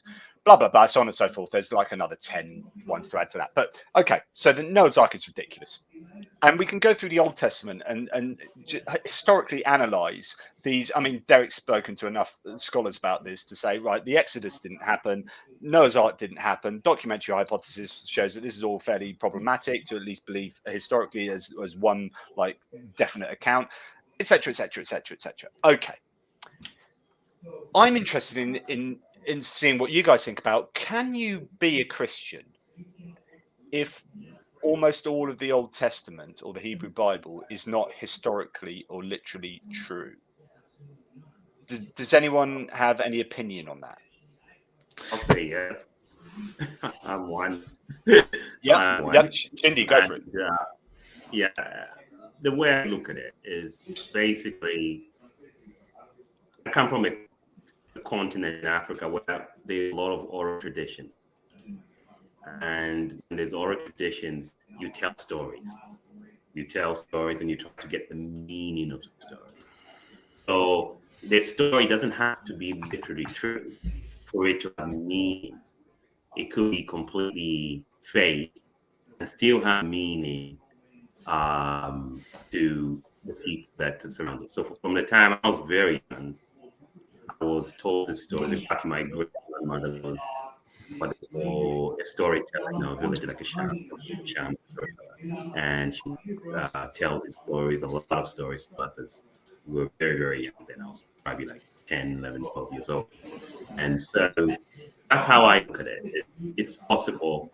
It's very, very, in fact, for me, it's actually what helps me to realize that those stories are not literary. Because if they were literally true, they just don't make sense. They're 100% right, Jonathan, on that, on how to describe Noah's Ark. I was actually arguing with a friend about that. And she's like, you're a Christian, you don't believe in the Noah's Ark? I said, no, I don't. And I can't believe it. It just doesn't add up. And she said, well, but you believe in Jesus and all that. I said, yeah, that's a different thing. That's a faith thing. It's a personal thing. But I don't also say I believe in Jesus, he resurrected.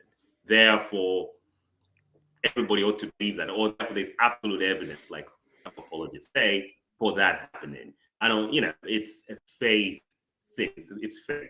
So that's how I look at it.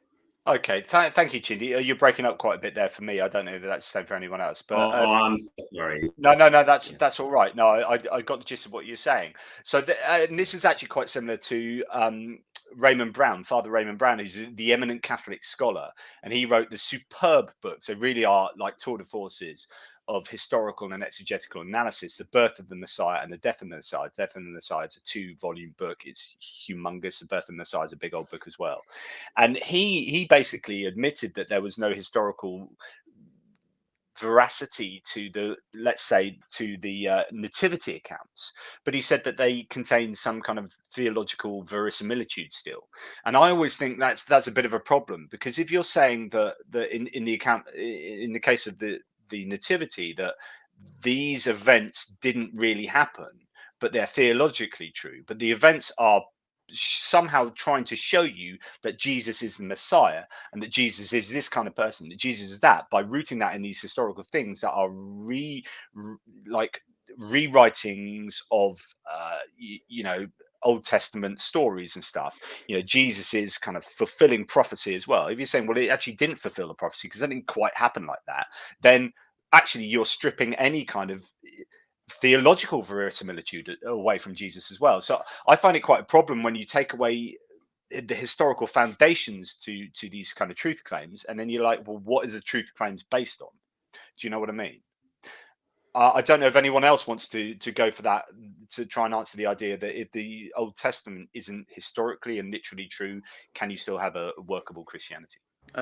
I would say that, I mean, off the top of my head, real quick, I haven't chewed over that at all, but I would say off the top of my head, I would say probably possibly be a Christian without that being literal. But thinking of my own experience, I came from a King James only religion that everything in the Bible was literally true. They didn't know about allegory or anything like that. So like Noah's Ark, all that would have been literal events. And what's fascinating about that too is like, so everybody in this congregation believes, because the preachers say that God is speaking through them, like he's just using their lips, but whatever they're saying is what God wants them to say. So for myself, and like, well, yesterday Derek had a episode about Jordan Peterson, and what was interesting about that is when I first came across Jordan Peterson, I was just getting interested in psychology just because I was getting so depressed being in a religion, which I didn't understand at the time was cognitive dissonance. But anyway, I got into Jordan Peterson's biblical series, so I started learning about allegory, which I'd never known anything about allegory. Like I said, I grew up in an environment where the Bible is true. Once I learned allegory and then like the Epic of Gilgamesh and stuff like that, it was my mind just got so free all of a sudden, because I'm like, okay, the preachers are telling me God is speaking through them. This stuff is allegory. It's not literal. I could no longer believe them. So like I said, at that time my wife was going, I was married. I was in the church for a whole year, just sitting there listening to them going, everything they're saying here is just bullshit. Yeah, that's a thread that starts unraveling. So for you, actually, it was a biblical, literalistic thread. I mean, people start their journey for many different reasons, heaven and hell, sometimes the kind of psychological reasons and the difficulty with like a really judgmental God and all that kind of stuff. But for a lot of people, it's also the Bible itself and the literal understanding of the Bible. Hey. And you start pulling the threads there, it all starts unraveling, and that seems, for you, Mitch. Yeah, you were going to say, sorry. I was real quick as I say, and when they're telling you that God is speaking through them, it's not like I had to sit there and deconstruct everything they've ever said. Once I found out one or two things that was allegory and they said was literal, I couldn't accept anything they said from that point. Then it all fell apart so quickly. Yeah. Anyway, in fact, so I interviewed Josh Bowen about a year ago, who's great. Derek knows him really well. He lovely guy, got MS like myself, multiple sclerosis like myself, and has twins like myself, and the challenges they're in. But he was saying that when he started studying the Old Testament, so he went and basically was learning about it at university through kind of like learning the languages of Sumerian or whatever. As soon as the Old Testament crumbled, and he said he lost his faith within 48 hours. It was like, the Old Testament isn't literally true like I thought it was. Oh dear, my whole faith, and his whole faith crumbled straight away. And it's just really interesting, and I could understand why that. And I felt like 1,000,000 pounds came off my shoulder. I'm like, I'm trying to fit into this religion for 40 plus years, never feeling like I fit in, and to have that all released was it was amazing. Like, wow, this is to have a clear mind for the first time in your life, and not have to struggle trying to figure, battle that cognitive dissonance is it's wonderful. Yeah. So, Mitch, so what were you going to say? So, do you think you could have a Christianity without the Old Testament? Well, I think people do have Yeah. Christianity. Well, because Chindy, well, not and- to say he completely ditches the Old Testament, but you know what I mean. yeah, and like if you asked, a Roman Catholic, about, let's say, Leviticus, for example, and all the crimes, and there's another Old Testament section, Derek could speak to it, but essentially, the minor or most trivial of offenses, resulted in the death penalty. You really couldn't reconcile that with what you've been taught is your Christian faith, and they're just, and so I find that even though, let's say, the Old Testament is like in Roman Catholic, in the Roman Catholic faith, they definitely will say that, oh, that's allegory, or that's just meant as a code in that particular window of time that was beneficial to their survival as a distinct people.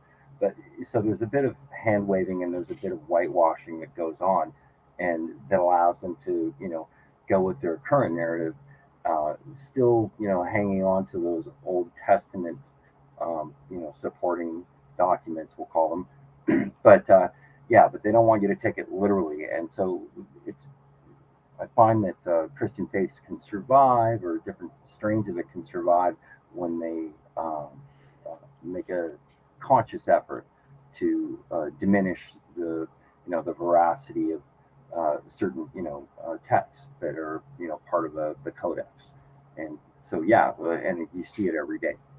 But it's just so difficult because you have to then, like, I always say, juggling, and certainly yeah. juggling. Yeah, you with all due respect to Chindy, I've argued before that actually, so someone like a Westboro Baptist Church, conservative Christian member who believes everything lock, stock, and barrel as it's written, blah blah blah, kind of like what Ricky was talking about, not too distant from what he was sort of describing. I find that it's probably an easier worldview to take on. Because you're like hook, line, and sinker. Right, I'm in all the way that I can go. It's all true, and I'm kind of presuppositional. It's just I presuppose the truth of this. Job done.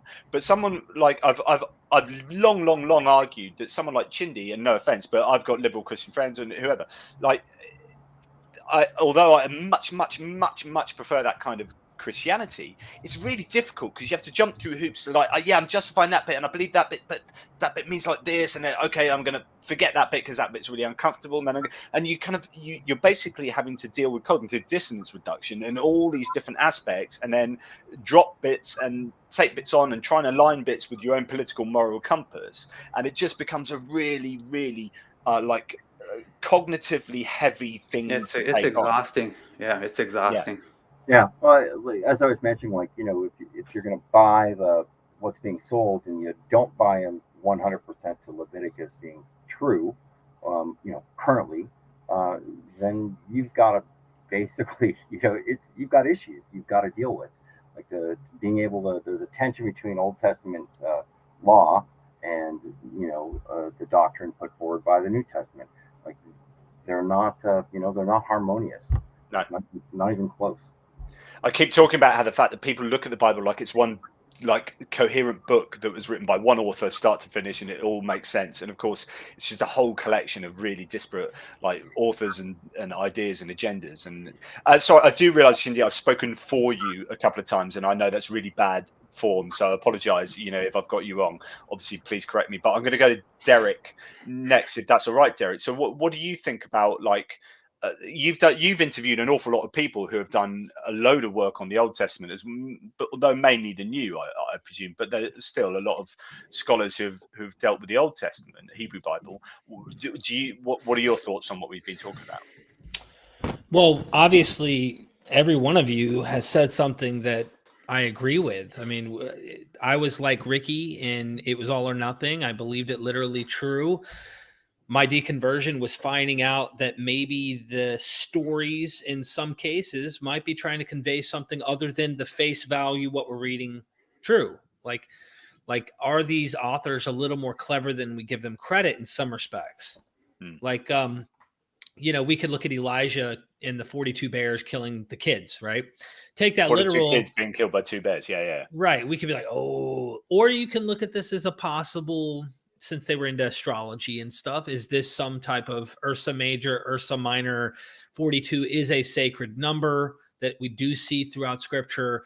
And the bears, you know, are somehow mauling them as this is some astrology thing, or it's literal, right?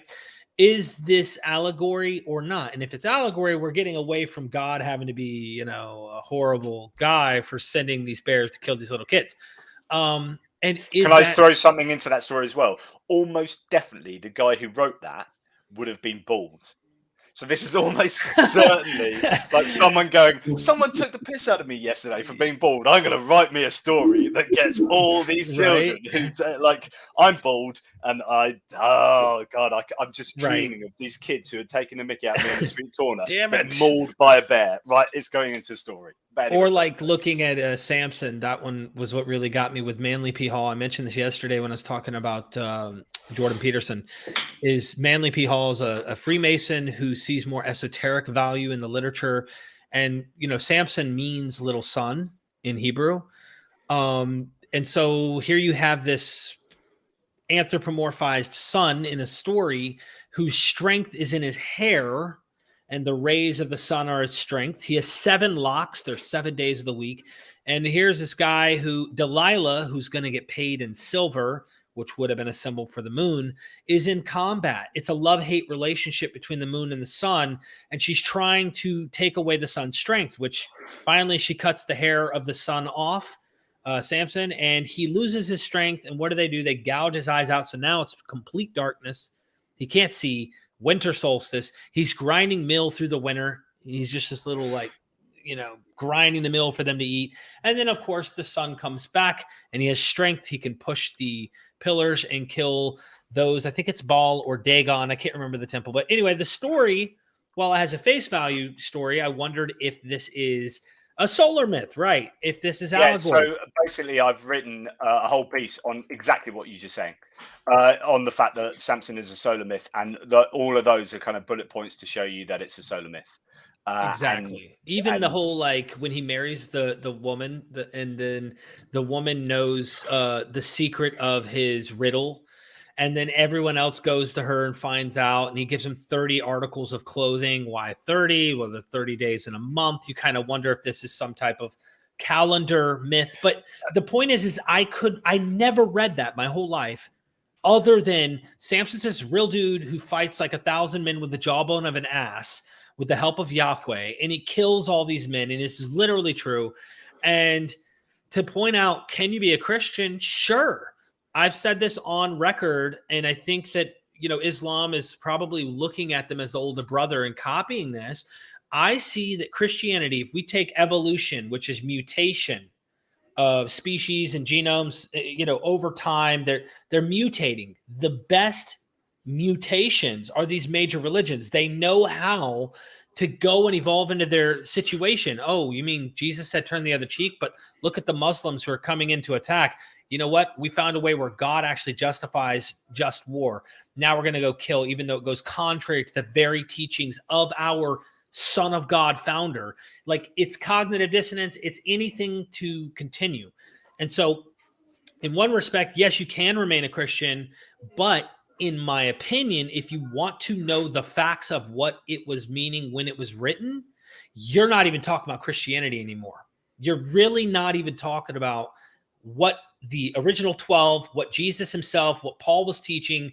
You have now started your own following of something you perceive to be in the tradition of Christianity and what the original faith was all about. But in fact, it is something completely made in your own image in a whole different time, if you want to get down to the actual bare bones facts of what we're looking at today.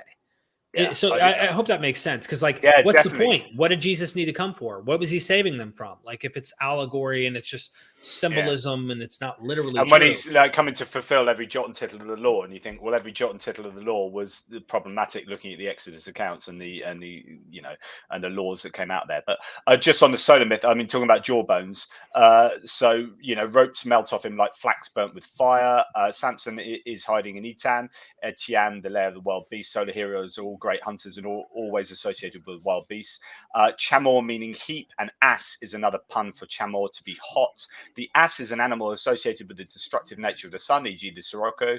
The hot Saharan wind is known as the ass's breath, referring to the Egyptian deity Set, the ass-headed god of the dead. The jawbone is in the shape of a sickle. This is a weapon many sun gods and solar heroes are seen as carrying. Shamash is known as having a throwing stick in the shape of an ass's jawbone. Like so Or on. what about like, the whole fox's tails caught on fire and through the field? Like the sun is scorching the field. And so the foxes that are running through the field, catching the rest of the field on fire, it's really just the sun is scorching their crops. Yeah. And, so there's a lot of... Yeah. I'm with you. I mean, to me, you're absolutely right. It's clearly a solar myth, like 100%. There's a really good book by Tim Callahan called The Secret Origin of the Bible. Secret Origins of the Bible. Really, really very good book. Tim Callahan, written in about 2002. Can I just, sorry, and I know I probably should circle back around to Chindy because we've spoken on his behalf, or at least I have. He probably might want to go, actually, no. But Constellation Pegasus, thank you so much again. One last thing.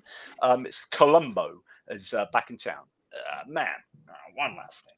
I've never heard a pastor say Mark 16:9-20. So these are the verses in most Bibles are written in brackets because they are later interpolations. So there is no in Mark.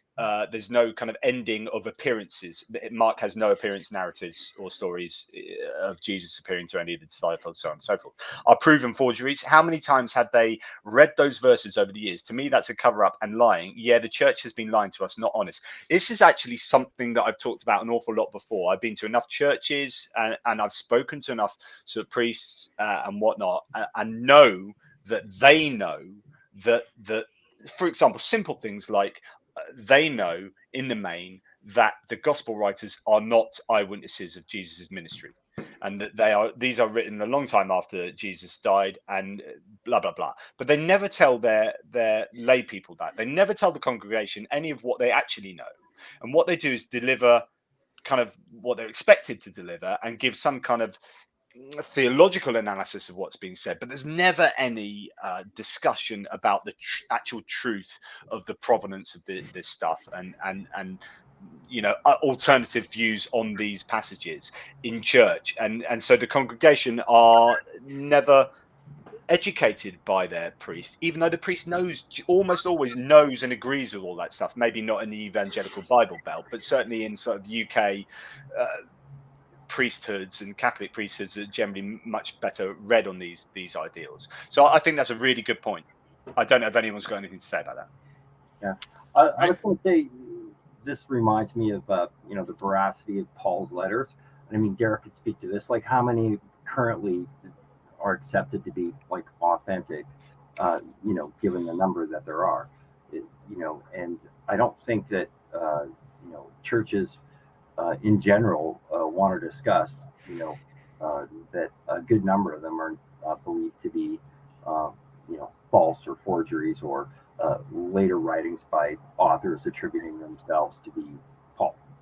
That's a great example, because about 7 out of the 13 seem to be authentic. I mean, people will disagree on a few here and there, but generally, you're absolutely right. No priest sits there and go, well, of course, most people think Paul wrote this, but he didn't actually write this. Someone else wrote it. But let's assume, like, no one does that. They say, and this is, written by Paul. Blah, blah, blah. Yeah, it's just convenience, of course, right? Yeah. I agree with what he had said in that comment. That is actually true. The other one is the woman who was the adulterous woman, who was also inserted later on. It was an forgery as well. About the woman who committed adultery. Yeah. That's another forgery. It was inserted later on. I think, if I'm not mistaken, what's his name? But Emma has spoken about that. Are you talking about like the verse in John, talking about like Yeah, there was a woman going supposed to yeah. be stoned. That was put in stoning the later. adultery? Yeah. Yeah, and theologians know that, Yeah. but they don't talk about it. But for me, the way I look at the Bible is I don't look at the Bible and now Christians look at it like it's written by God and God is, literally telling people, or people what right. I look at it as these are written by men who, in my personal view, were inspired by God, but also had their own ways of thinking, had their own ways of, and inserted those ways in the scripture. In fact, I always ask people that when Paul says, when you read the scripture, do you think he means the 66 books of the Bible? I don't think so. He doesn't mean that. He's not even meaning the whole Hebrew Bible. Maybe mean a few selective verses of scripture, or the selected scripture. So that's how I look at it. So these are 66 separate books that came to being later. The other thing to look at it is the Christianity we have today in the West, including most of Africa, is Christianity from the Reformation, unless you're a Catholic, which was from the Reformation, Luther and Calvin. That's the one we have today. So there are many different types of Christianity. I learned that a lot from Derek's myth vision. There are a lot of Christianities that existed, including the Gnostics, that don't exist today. So I think for me, when I look at it in terms of, I don't read the Bible that most people read that, oh, this has to be historical fact. I look at it as, these are oral traditions. These are oral traditions that were taught, and then somebody should write them down. And they are going to have mistakes. They're going to have myths in them. They're going to have things that are not true. But you ask yourself, what can I learn from this? Is there anything that I can learn from reading this, or about the people then, or in terms of teaching me as a person? And I love that. It's like but there are so many issues that also come out of that, which is, how is this a divine revelation, or is this just a good book like other good books around the world, where I can take my moral teaching, which is to say I already have some kind of moral framework, that I know what's good moral stories, and I can extract like confirmation of my own moral value moral framework from these kind of texts, which I could do from any text. But so much to talk about there, Chindy. I have to say, I think goodbye to Derek, who has got like family stuff now. Is that right, Derek? Yeah, I got to roll, guys. I really appreciate it. Well, you're a legend Hello, for coming Ricky. on. Like Ricky's. Hello, everyone. It's her birthday today, so say happy birthday. Oh, happy birthday, Mrs. J. Awesome stuff. Well, look, thank you so much, Derek. You're a legend in your own underwear. So thanks for coming on, man. Really appreciate it. Yeah, Derek, I really appreciate your channel. It was really helpful as I was deconverting, and also it's fascinating to learn about the history of Christianity, theology, and all that stuff after coming from an environment where they knew all the answers, and now I'm actually starting from scratch 3 or 4 years ago. And Myth Vision has been it's been awesome. Thank you. Yeah. Well, Ricky, good to meet you. Chindy, Mitch, and of course, Jonathan. We have much more work to do, my friend. For sure. All right, yeah, guys. let's do it, dude. Take care, Yeah. Derek. And in Enjoy. fact, fairly soon I'm going to have to wrap up as well. So I guess thanks, Derek, man. You take care. So I guess, well, first of all, thank you guys for coming on. This is absolutely amazing to have like channel members on here, and it's great to thank you for your support for this channel, but also, thanks for helping with videos like this and building a sense of community. I guess in a funny way, something we've been talking about before. Are there? I guess if we go this way round, so go to Mitch first. Is there anything you would like to say at all, Mitch? Any question you would like to think about, or any final thoughts? Anything about anything in the world that you?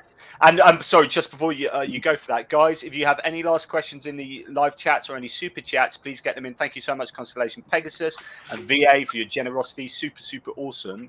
If anyone has anything else to ask or get in there, do it now. But Mitch, yeah, go for it. I'm going to say, well, two things. First, I missed your AMA, so I had a question, and I posted to you earlier, and I'll repeat it for those watching now. So in the AMA, because I missed it, I wanted to ask you multiple choice question. Speyside, Isla, Highland, or none of the above? So this is a whiskey-based question, I do believe, using my knowledge of the universe. And the answer is D, none of the above. I really wish I loved, in the same way I wish I loved coffee. I drink a lot of tea. I drink red wine and ale, but I'm not really a massive spirits person. But I'd love to love whiskey. I'd love to love something that's quite nuanced and sophisticated in its taste. And the same with coffee. I'd like to like coffee and try all these funky coffees, but it's like, so I'm so disappointing, Mitch. I'm sorry, none of the above. Oh, okay. All right. Well, fair enough. I was curious. Second question I had was, well, it's maybe an opportunity for you to just speak to something else that you're doing, but I just wanted to say I appreciate your geopolitical content that you've been putting out recently. For me, I find it to be like one of the most level-headed assessments of the current situation in Ukraine, and I just want to say I appreciate it. And this is an opportunity for you to possibly pitch your newly inaugurated other channel. Wow, that's really actually it's really generous of you, Mitch. I really do appreciate that. So yeah, as you guys know, like my channel is now 9,500 odd subscribers, even though this is the 8,268 subscriber party or something, and that's largely due to the fact that I'm doing all this content on Ukraine. So it's really kind that you say that stuff about I'm trying to bring the philosophy and psychology that I do to this to the Ukraine, and but some people like come here thinking I'm going to be speaking about Ukraine on these lives and stuff and go, hey, what's going on? You're talking absolute bollocks. I don't like this. So I'm trying to split into two channels, and one is a geopolitical channel where I could do all that talk and then not worry about people thinking he's an atheist, what's he know type thing, and my basic channel, which is doing stuff like this, which I absolutely love, of course, as well, and is my core kind of stuff. So yeah, I'm splitting. So you might see that my subscribers go from like 9,500 back down to like 2,000 fairly quickly, as people are like, yeah, I wasn't here for that, I'm here for that, and I've started this other channel. So thanks for letting me say that, Mitch. Really appreciate that. Chindy, do you have any final thoughts? No, thank you so much for your content. I also thank you for the Ukraine content. I really love it. I love your analysis. It's very new and excellently done. In comparison to some of the things I hear, which it sounds like propaganda sometimes from some people. You're much more knowledgeable about the war in Ukraine, I think. Thank you. Also, just think that, I love your channels and I love what you're doing. I'm hoping to learn more in terms of what's going on and to also be challenged. So don't worry about challenging my question. You ask me a lot of challenging questions, which sometimes, many times I can't answer. And that's a great thing. I must encourage people to challenge me rather than get angry or try to be smart and think that I can find an answer when I can't find an answer. So I really appreciate what you're doing. Oh, thanks, Chindy. And that's what I absolutely love about you. Honestly, like, I can't sing your praises enough in terms of someone who is prepared to say, yeah, that's a tough question. I need to think about that. Or that's a tough question. I don't really know. So I am going to devolve or defer back to I don't know the mind of God. God moves in mysterious ways. And I know that you might not find that acceptable, but for me, that's enough for me because I'm in this particular position. And I love your honesty there because there are so many people that you've talked about yourself, actually, Chindy, which is like where you've come up with these difficult questions and they've got angry.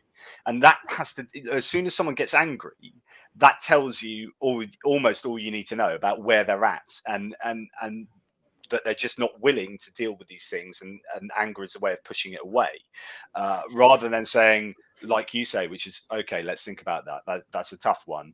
I might not have the answer now. This is the answer I'll give you now. It's a bit of a placeholder, but I need to go away and think about that. And that's just marvelously honest. So thanks for all that, Chindy. I really do appreciate you. And thanks for those final words. So here is Constellation Pegasus again. The reason I'm saying this is not only because he's being very generous here. Thank you so much, Constellation Pegasus. But he's got a question for Ricky. Do you keep researching the Bible nonsense, or have you left that behind and moved on with your life? I'm heavily still researching all of this and buying books. Interesting question.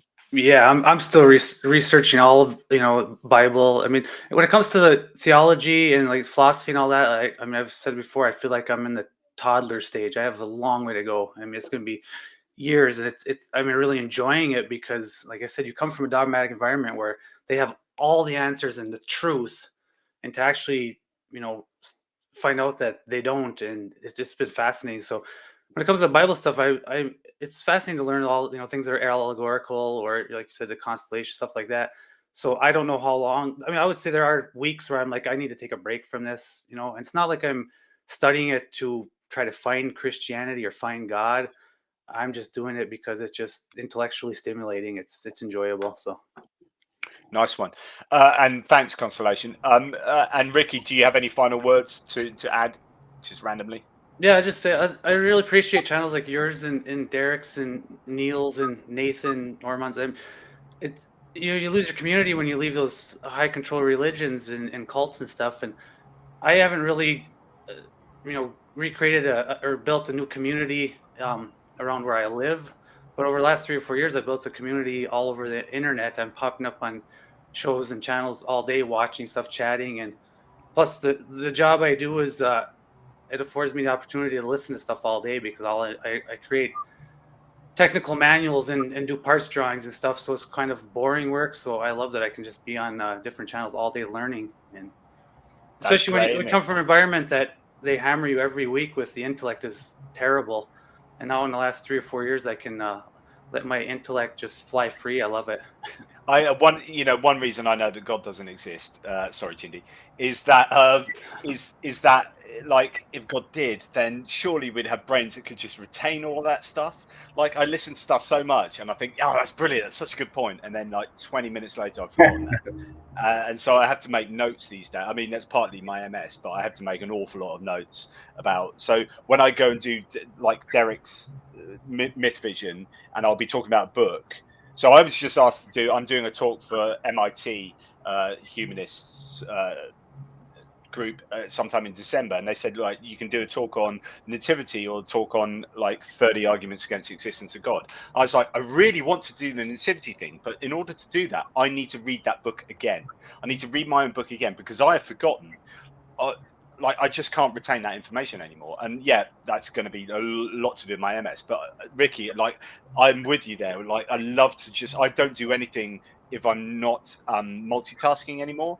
Like, I can't mow the lawn or be in the kitchen cooking without like YouTube being on or a podcast being on, or I'm outside with headphones on. And if I walk to the shop or stumble to the shop in my case, I will be listening to a podcast, like for sure. Like, and when I'm in the car. So, but oh, man, I just can't remember it all, and that sucks. Mm-hmm. You should have more time you should have more time to just sit down and chew over what you just heard or learned. But no, you just pop on the next podcast and away you go again.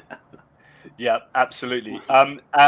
This is from Days. Hi, Mrs. Days and I have been watching Walking Dead religiously. I like the moral, ethical issues it brings up, and in an apocalyptic scenario. This is, and everyone's going to be fairly used to this by now, who's seen my channels with more than one video. This is why I do some spam. I've written an apocalyptic series, or at least it's not finished yet. So.